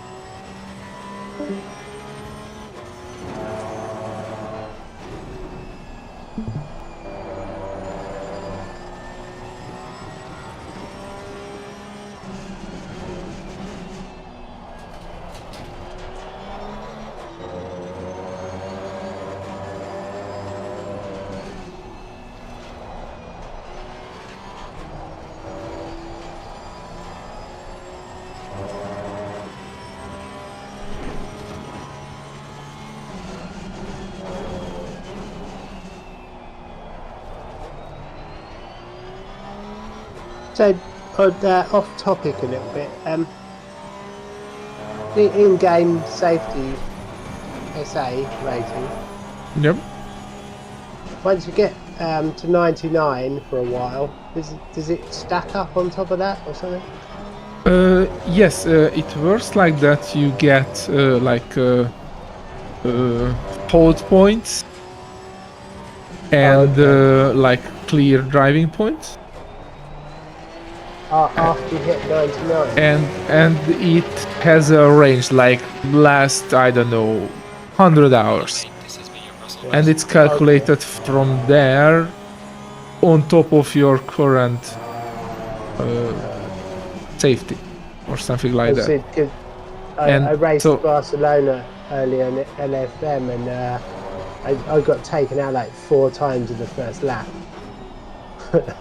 And I still walked away with like 99. I was thinking, because in that range you have so much more clean driving. Sure. So I mean, my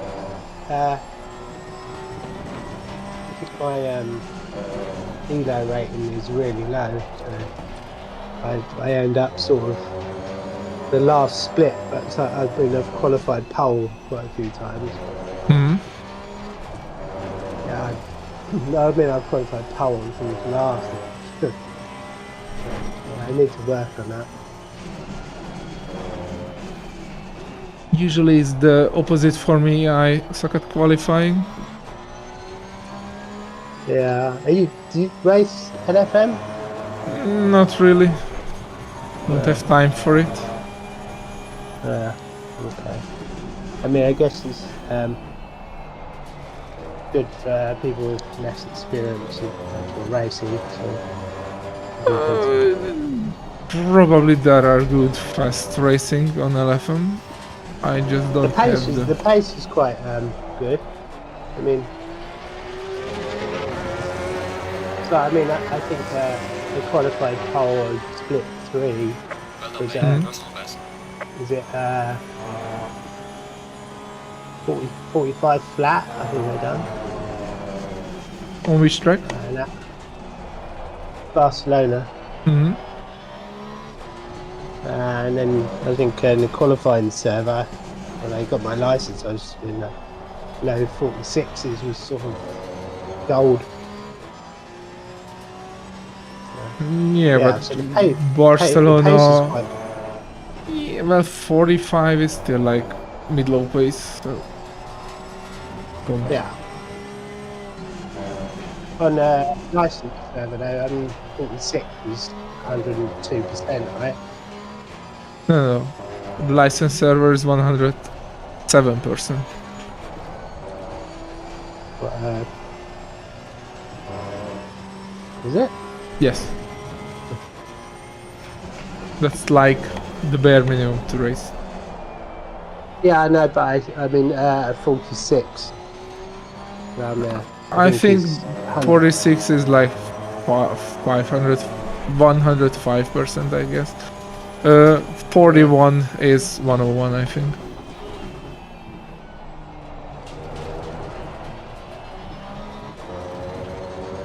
Yeah, I'm sure I was 102% there, and I'm sure I was doing like 46.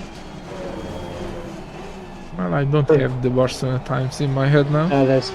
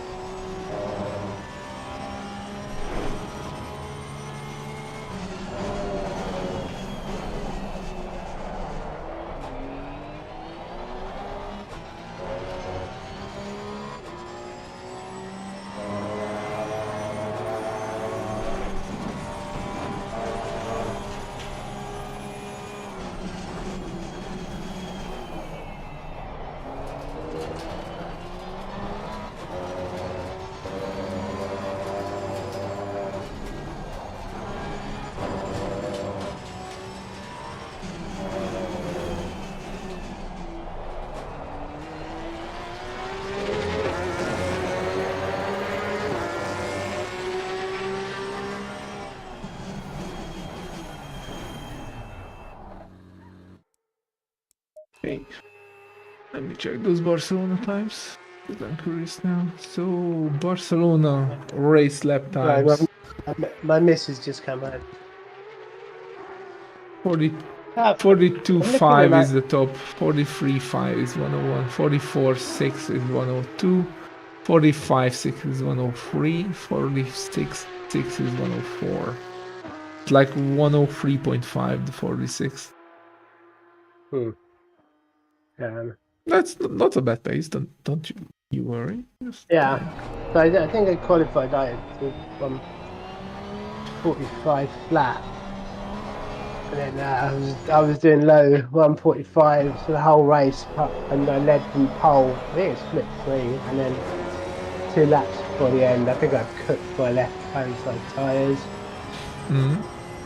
And just I cracked. I was like, I had that 3-second lead. Yeah. I think that's something I need to work on. I mean, that's fine if I'm going from like 4th place or something.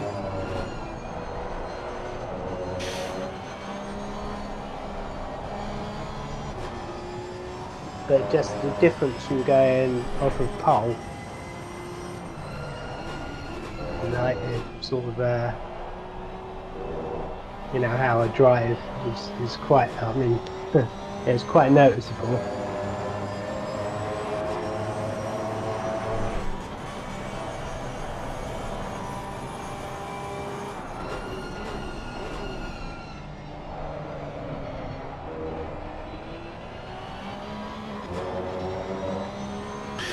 We can do some Barcelona practice if you want to. With normal GT3s. Yeah, I would. I'd like. Yeah, I don't think I've got time tonight, but I would. Wouldn't mind doing that. Well, let's hop onto the license server then with the normal GT3.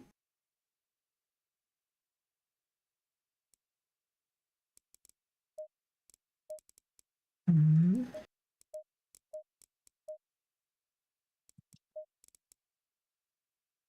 First, let's start it.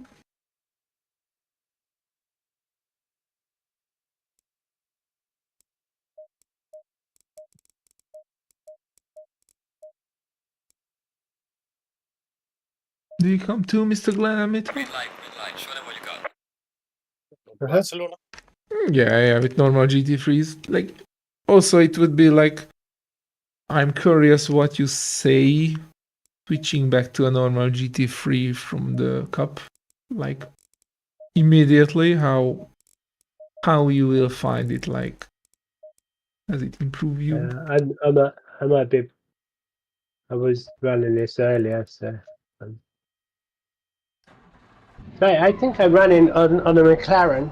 Like I think I just copied Jardaire's meta setup. I don't like those setups because they drive like shit. Do you want me to do a quick track guide for you, or do you just want to drive? I'm good here. You can if you like. Others? How many litres are we going out with? I came with 40. 40.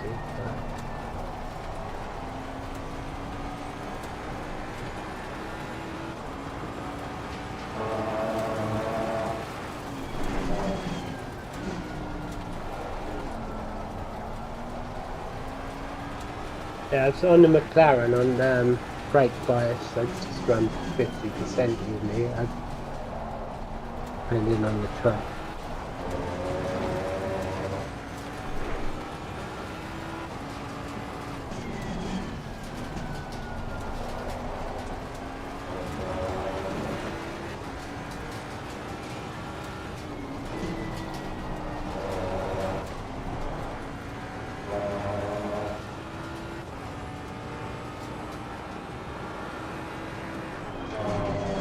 It was a private server, Aspro.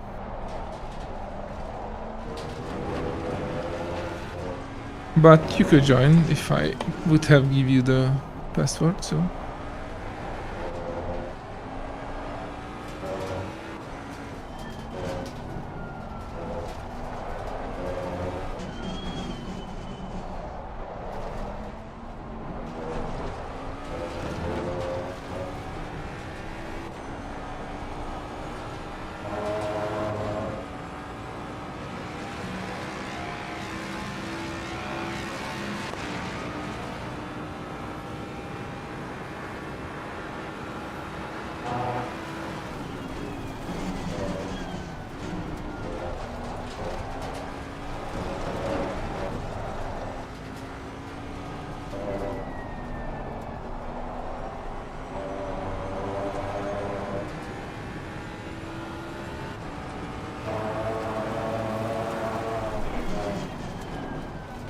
How do you find normal GT3s now?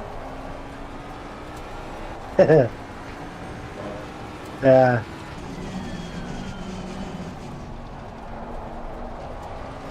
It's a noticeable difference. I think it's good to drive that Porsche though. Like, It teaches you to smoothen your inputs, right? yeah, especially on exit, right? Yep. But so I drove the McLaren, so it's like going from like a load of downforce to Yeah. nothing's probably quite.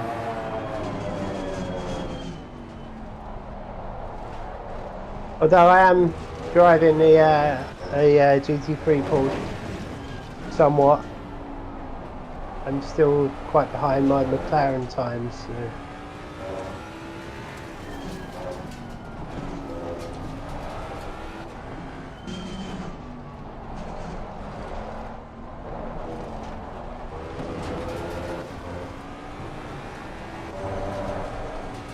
I find everything gaps me, like going into the last turn. I just can't get the exit speed.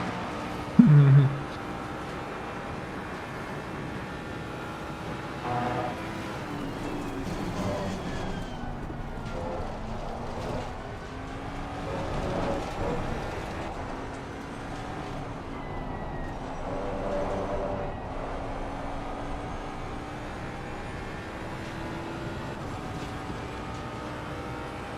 I feel like this GT3's got less downforce, but then I have gone from a rear engine to a front engine. I don't know if that makes much difference. No, it has much more downforce. I'm pretty sure all GT3s have much more downforce than the Cup car. It's much easier to drive. Oh, definitely.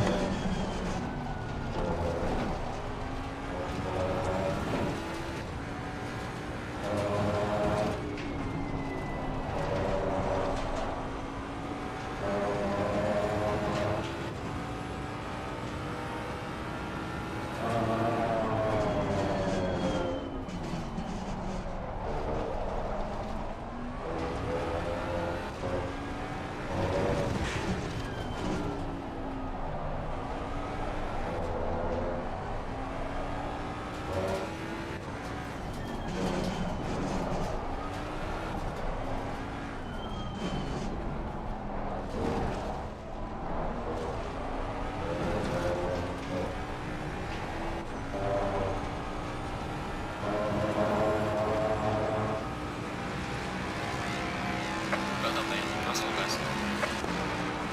45 flat. Okay, not bad.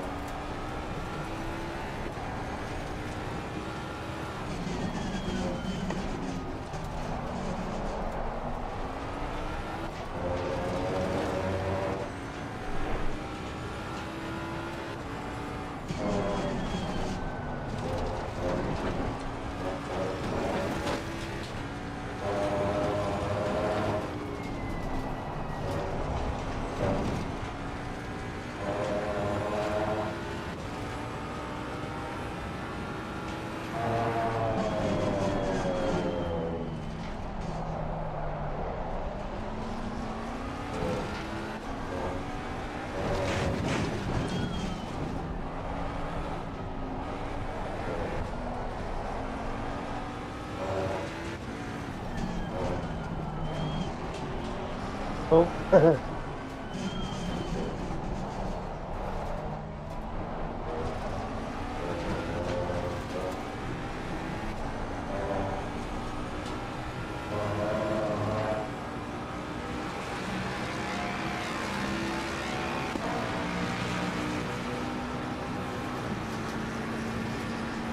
Car on the left. Clear on the left.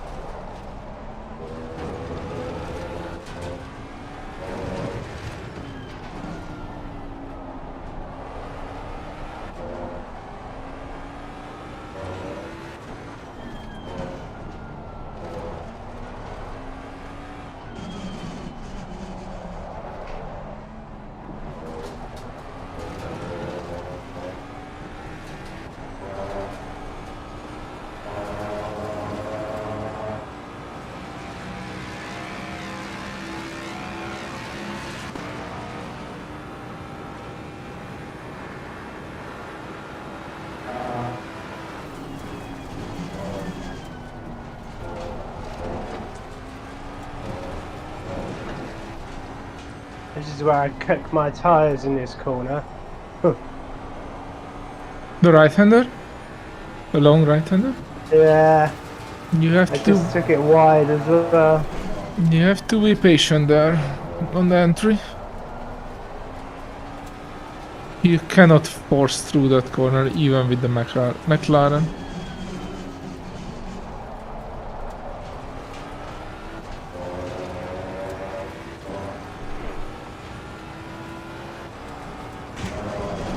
I have wide frame drops. I have to go to the desktop. Because I think my NVIDIA settings are for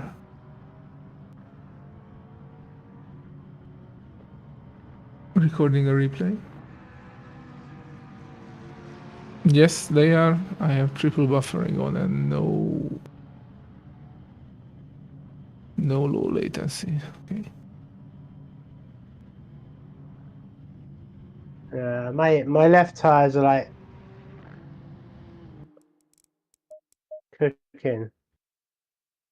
Let's try the Porky here. What do you say?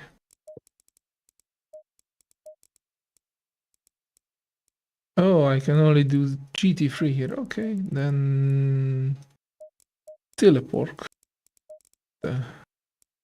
Another one. Green light.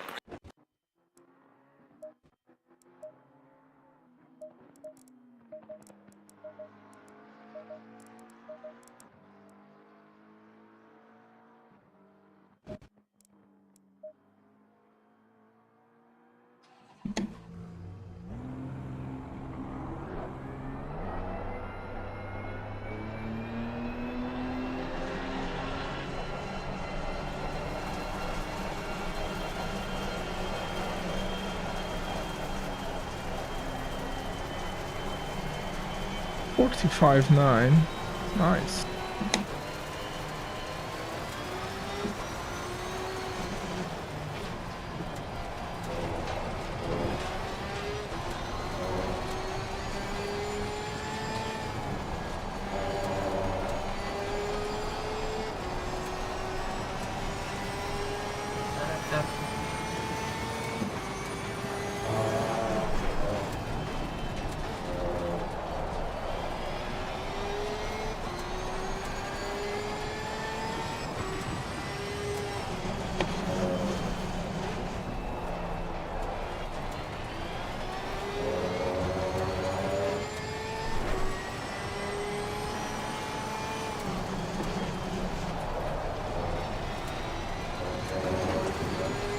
Someone is stressed when being followed.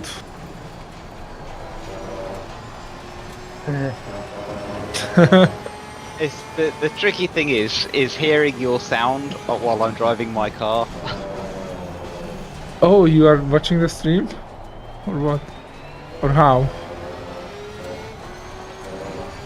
I'm guessing it's off Discord stream then. Oh, shite, I still have that on?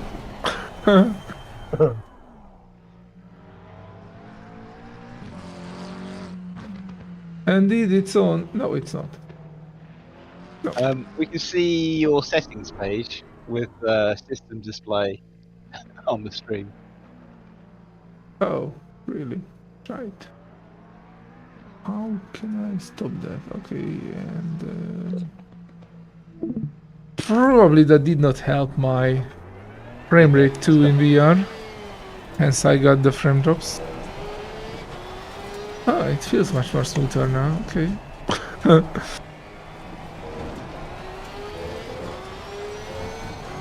Also tells why I was struggling a bit. On Kyalami it was better, like I did not feel the issue, but probably Barcelona has, I don't know, more texting graphics or something. Hey Astro, you broke the server?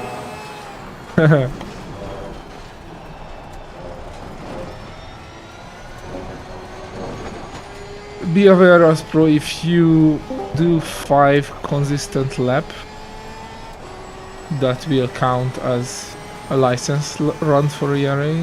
How is it? He's one of my very friendly and Maybe gonna get demoted. He's not in the area. He is watching my stream regularly. Very nice guy. I just told him like, yeah, sure, hop onto the server. He won't kill anyone. So he did. I'm gonna end up bronze by the end of tonight. I think he's faster than bronze. Never run with him, though. Yeah, I think my average for gold was like pretty much a flat 46. I don't know how much. I think I did 44.1 average with the Mustang. Yeah, that sounds about right.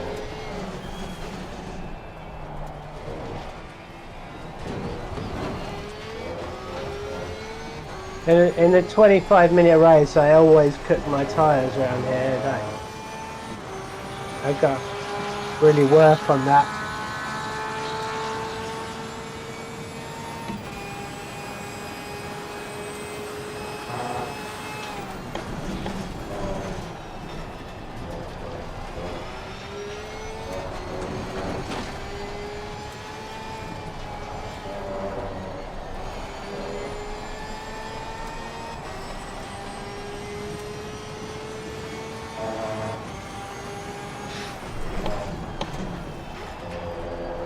Yellow flag in sector 1.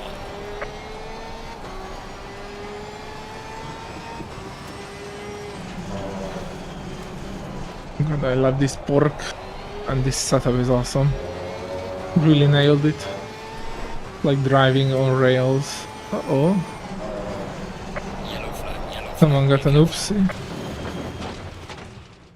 And I have to fix my mirror. I mean, Oculus mirror. Okay.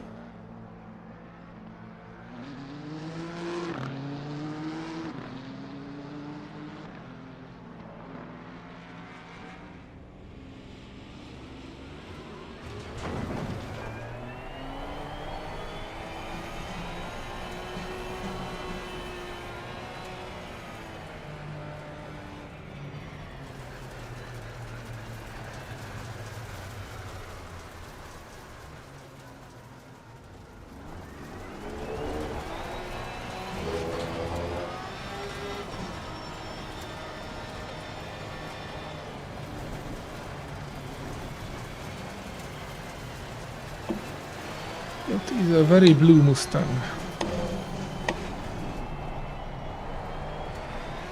But I should not say how color from the back.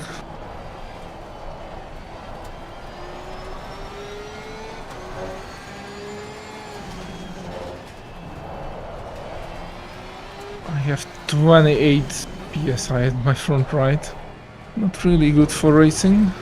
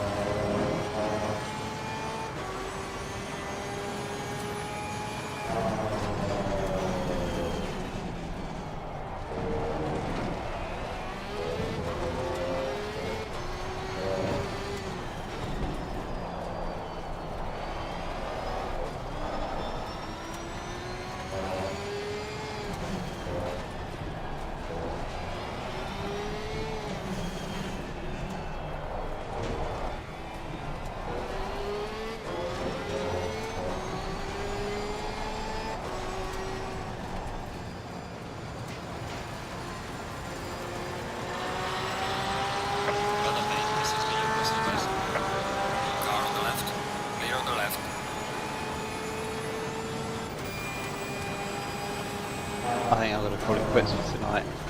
Cheers to that though. It's been good. I hope it was helpful. Have a good night. See you. Yes, Alright. yeah, no, it's very helpful. So thank you. I'm glad to hear that. Cheers, bye. See ya.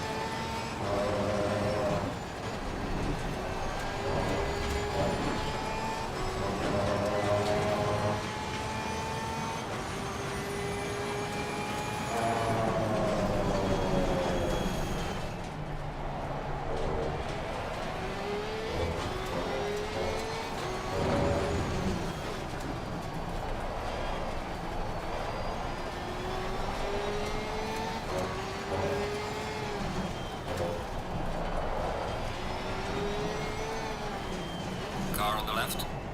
Clear on the left.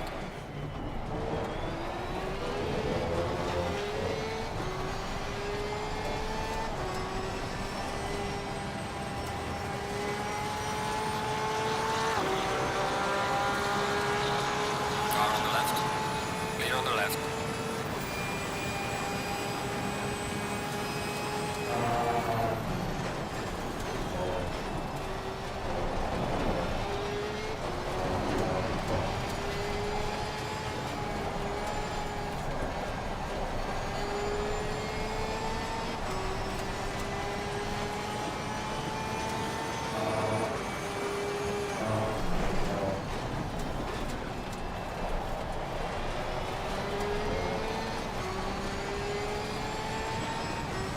Yellow flag in sector 3.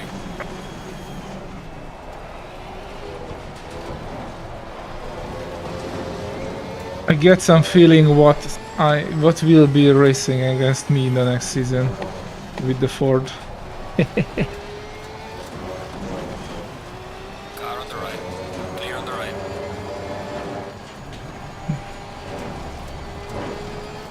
Let me jump back into my Ford too.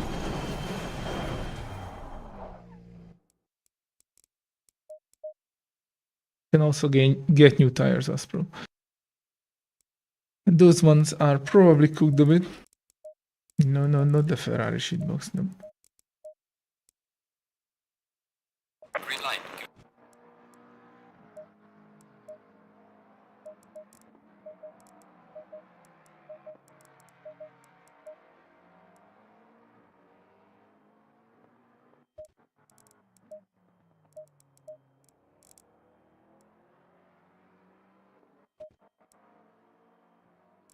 How much wing are you running?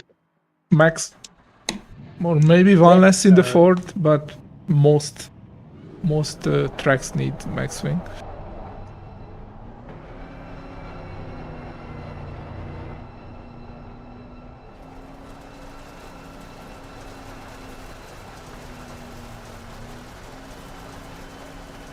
Yeah, so eight's a bit low, is it? Barcelona needs it doesn't have a super long straight, so you gain more weight max wing. Usually the thing is you should run as high wing as you can without losing positions in the straight. That's the Yeah, I think rule it's of thumb. my exit at the last turn more than the wing. Yeah, that could be. Because wing generates grip. Like, it really generates grip. Most other settings only distribute it.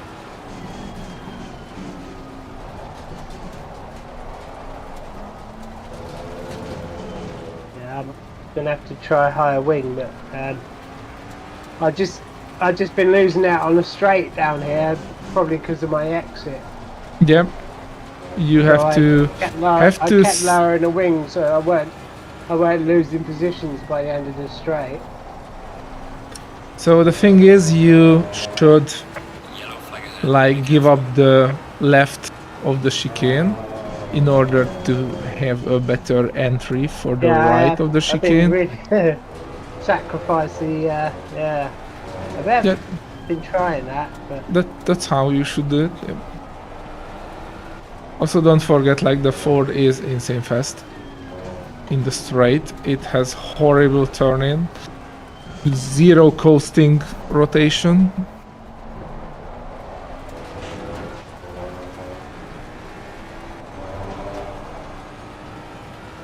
yeah.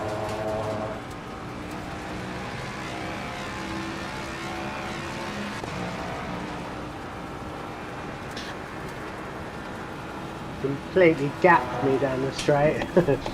Well, I got a tow from another Mustang, and he got a really good exit. My tires are still a bit low.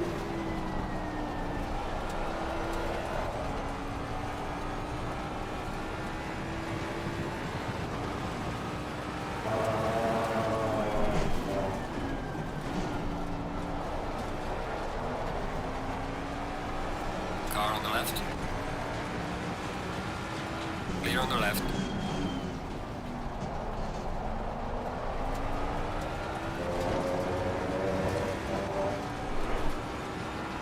That was a good fight.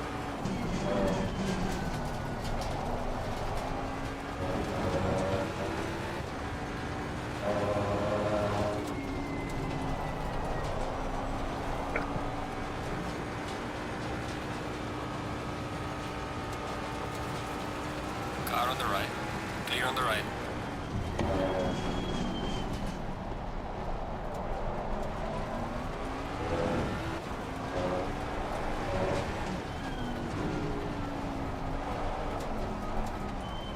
Don't use that curve. No car likes that curve.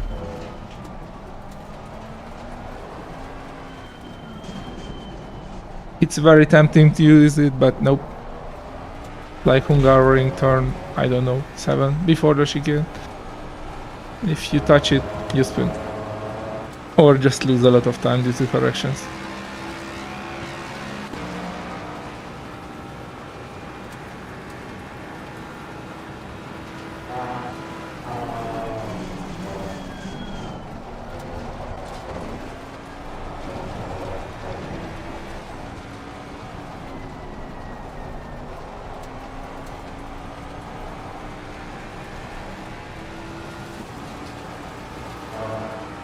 Car on the right. Clear on the right. Car on the right. Clear on the right. Car on the right. Clear on the right.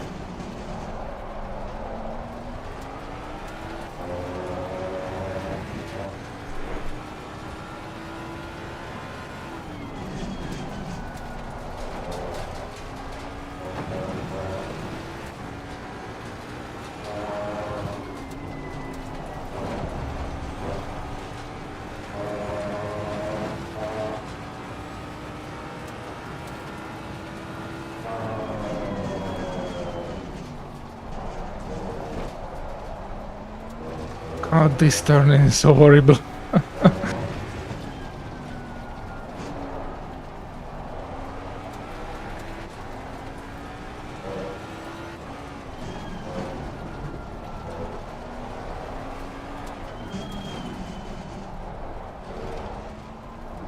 Especially after the porky pork.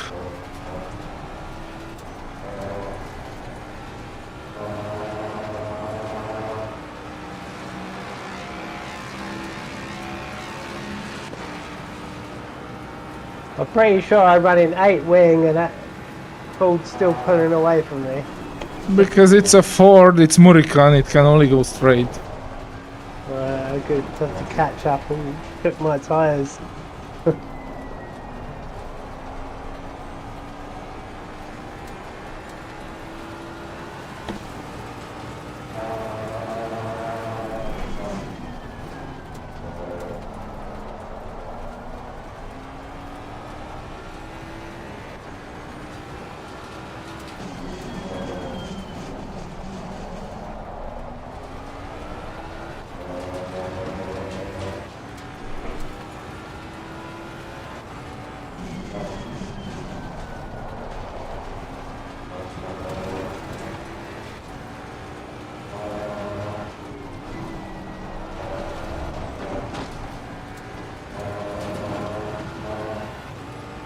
hate that right-hander.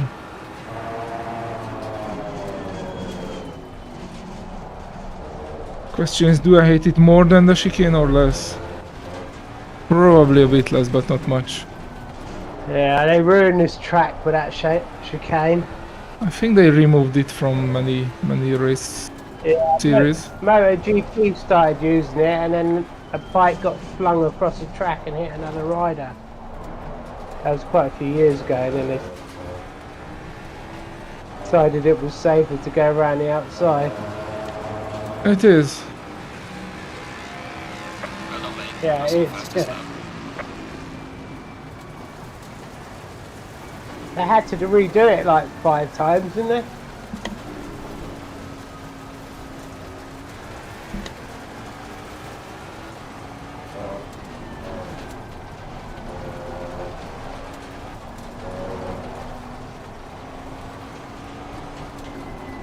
We'll keep.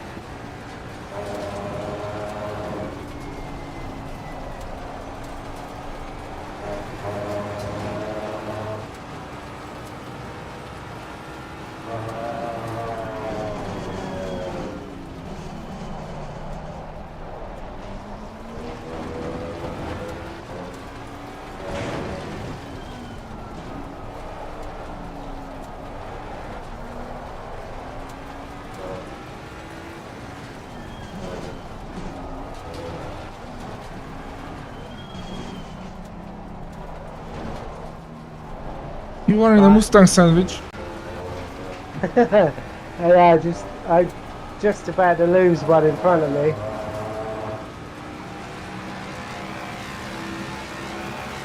Yeah.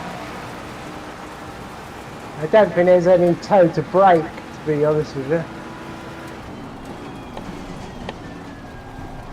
Ah. Yep, you had much more speed due to Car on the having a left. toe. Clear on the left. Never forget that. Yeah. Even though he Yeah. broke away a bit, so you had like almost all your aero grip back, you still had much more entry speed. It's better to brake just a tiny bit earlier and modulate your brake than overshoot the corner. Skill issue. It was just a different situation. Also, probably my poking on the inside did not help your concentration, so...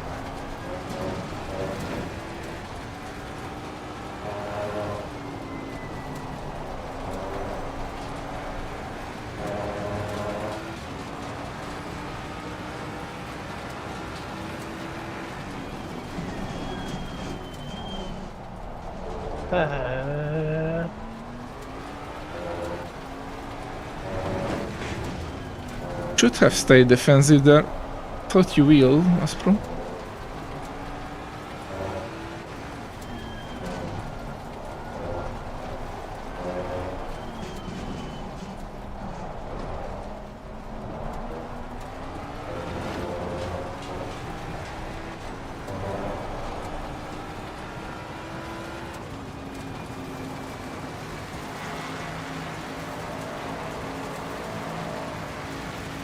Car on the left. Clear on the left. Car on the left. Clear on the left. Few meters earlier.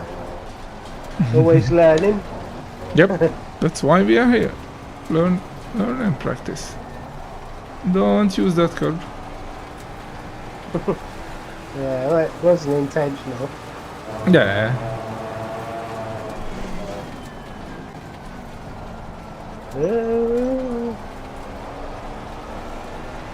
Car on the left.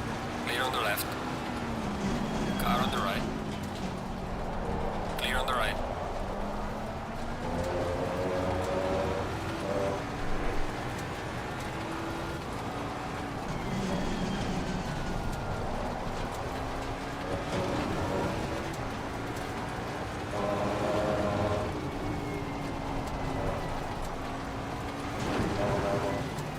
No, I wanted to give you back the pause. But like, do it this way. Suck me in.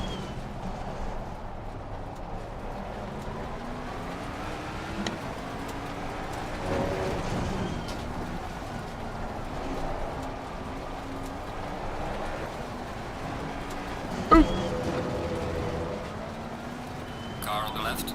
Clear on the left. Out of fuel? I guess. Sausage. I think Aspro was out of fuel because he suddenly slowed in front of me. I almost rear-ended him. Like, what? You're supposed to accelerate, not stop.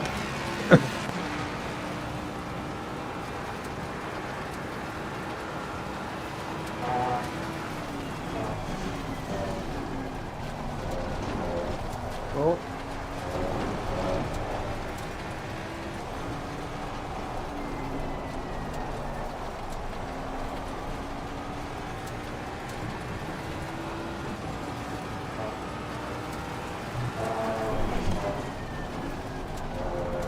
Damn it.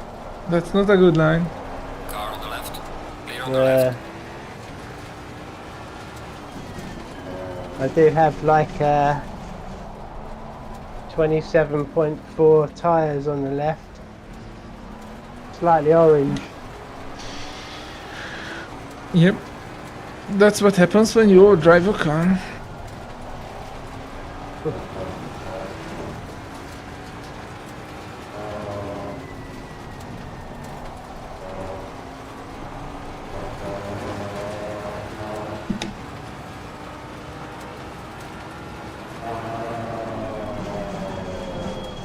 Why? I know why I'm super hot. My small little fan was not working. Oh, cold breeze. So much better.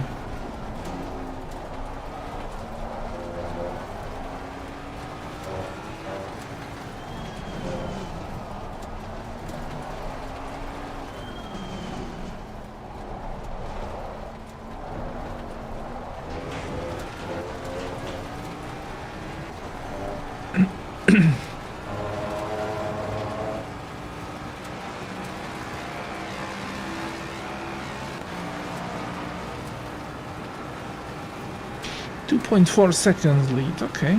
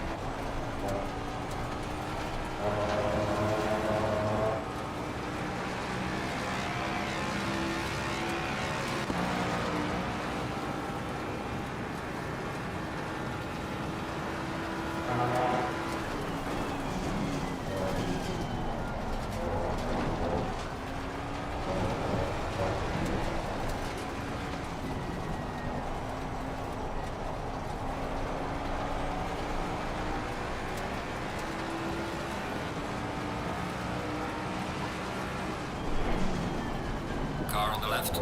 Clear on the left. Yellow flag in sector 1.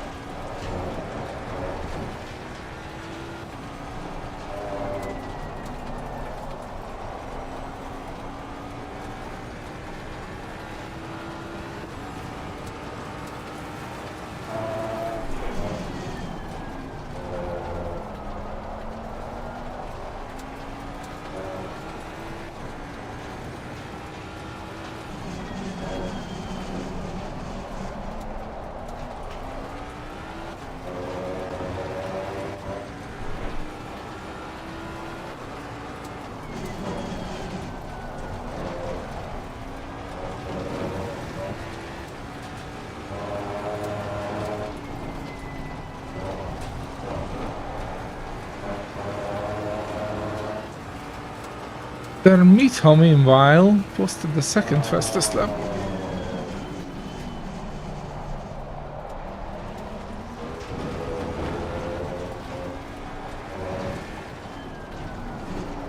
Nice.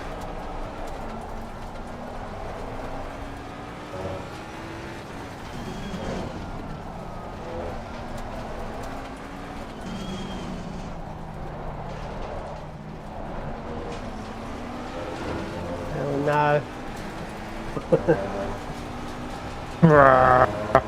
Angry Mustang. It's all over. Car on the right. You can still keep your pose if you do it Not like nicely. I can even outbrake you with the McLaren. Oh Not shit. like that. Left. Clear on the left. I blame the beer. Definitely. It was the beer. Very, very flustered.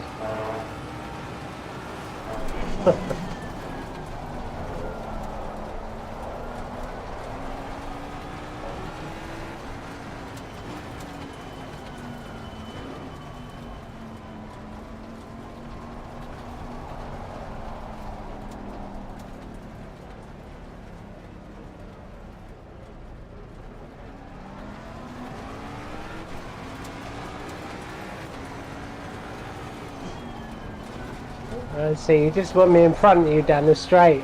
Some fun. No, I want you to fight. Fight both of you. Yeah. Better on the brakes.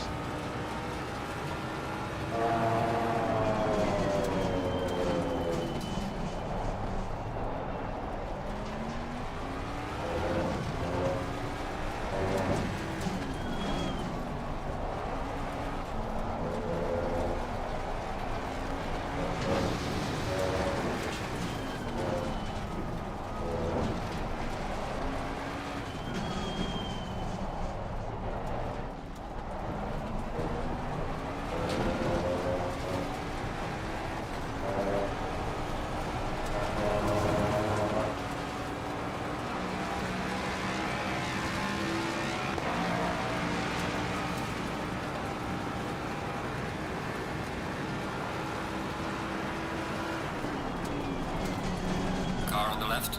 Clear on the left.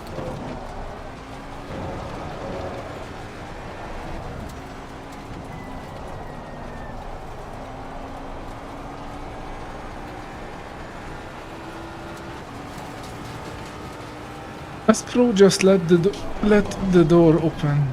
I mean left. I think my English processor is starting to tire. And you won't understand shit if I start to speak Hungarian to you. Out of fuel? Car on the right. Clear on the right. Or you just don't want to fight me? Oh yeah, I'm lagging a bit. Not my connection, me. Car on the right. Clear on the right.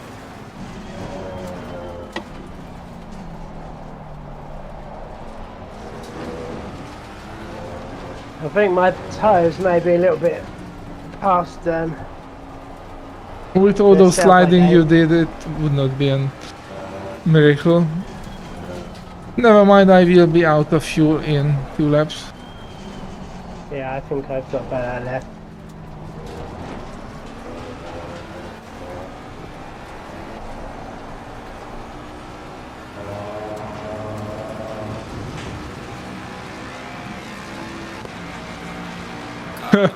The speed difference, I Jesus! remember this. I remember this. What the fuck? Oh, at least they made it this time. Oh, very slidey.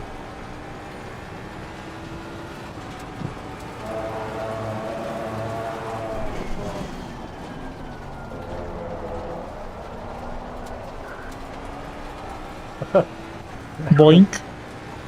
No, Oh, sorry.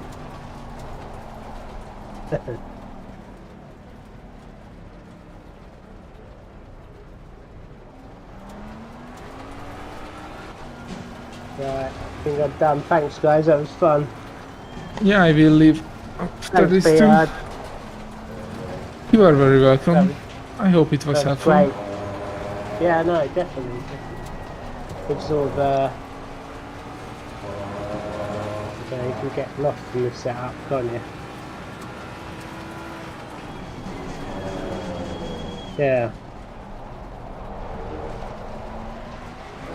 So it's Paul Ricard next, eh? Yeah, I have to practice that because I suck at that track. Oh god. Yeah. I think most of us does. That Even track me, is relentless. It's awful, isn't it? I mean, wow.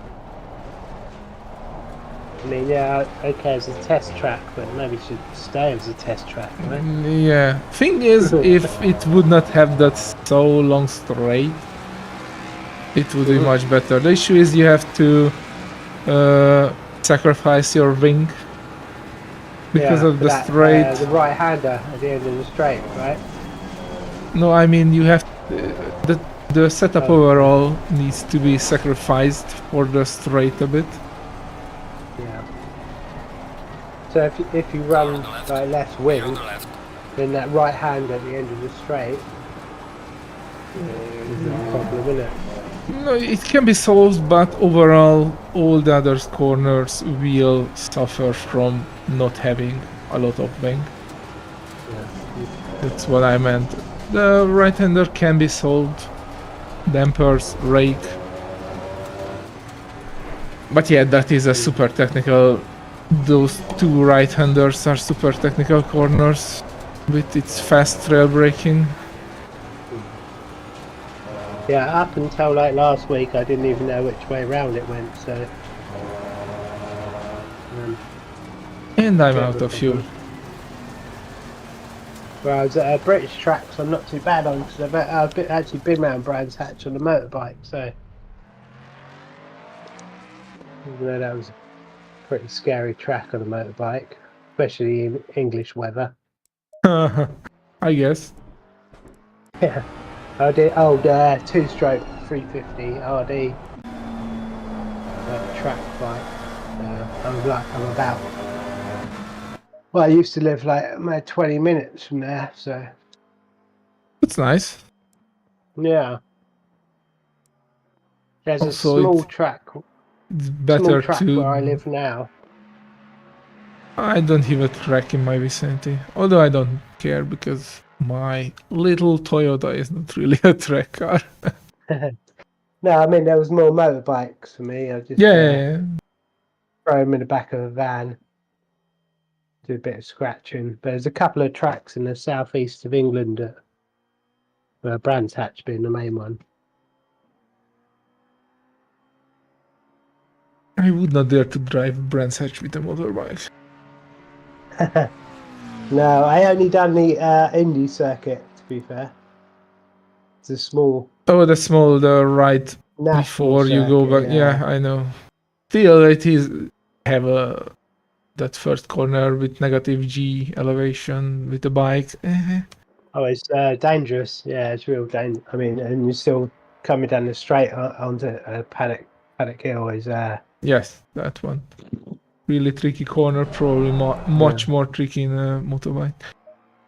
Alright, gents. track days as well. You're out with like a multi-class of bikes. Oh, then Yeah, definitely even more dangerous. pretty Anyways, dangerous, I'm going to sleep. Yeah. Thanks you for joining in. All right. So thank you, S-Pro. I'm glad you joined us for some fun little racing, and everyone have a good night. Yeah. Thanks. Thanks, Peter. Bye.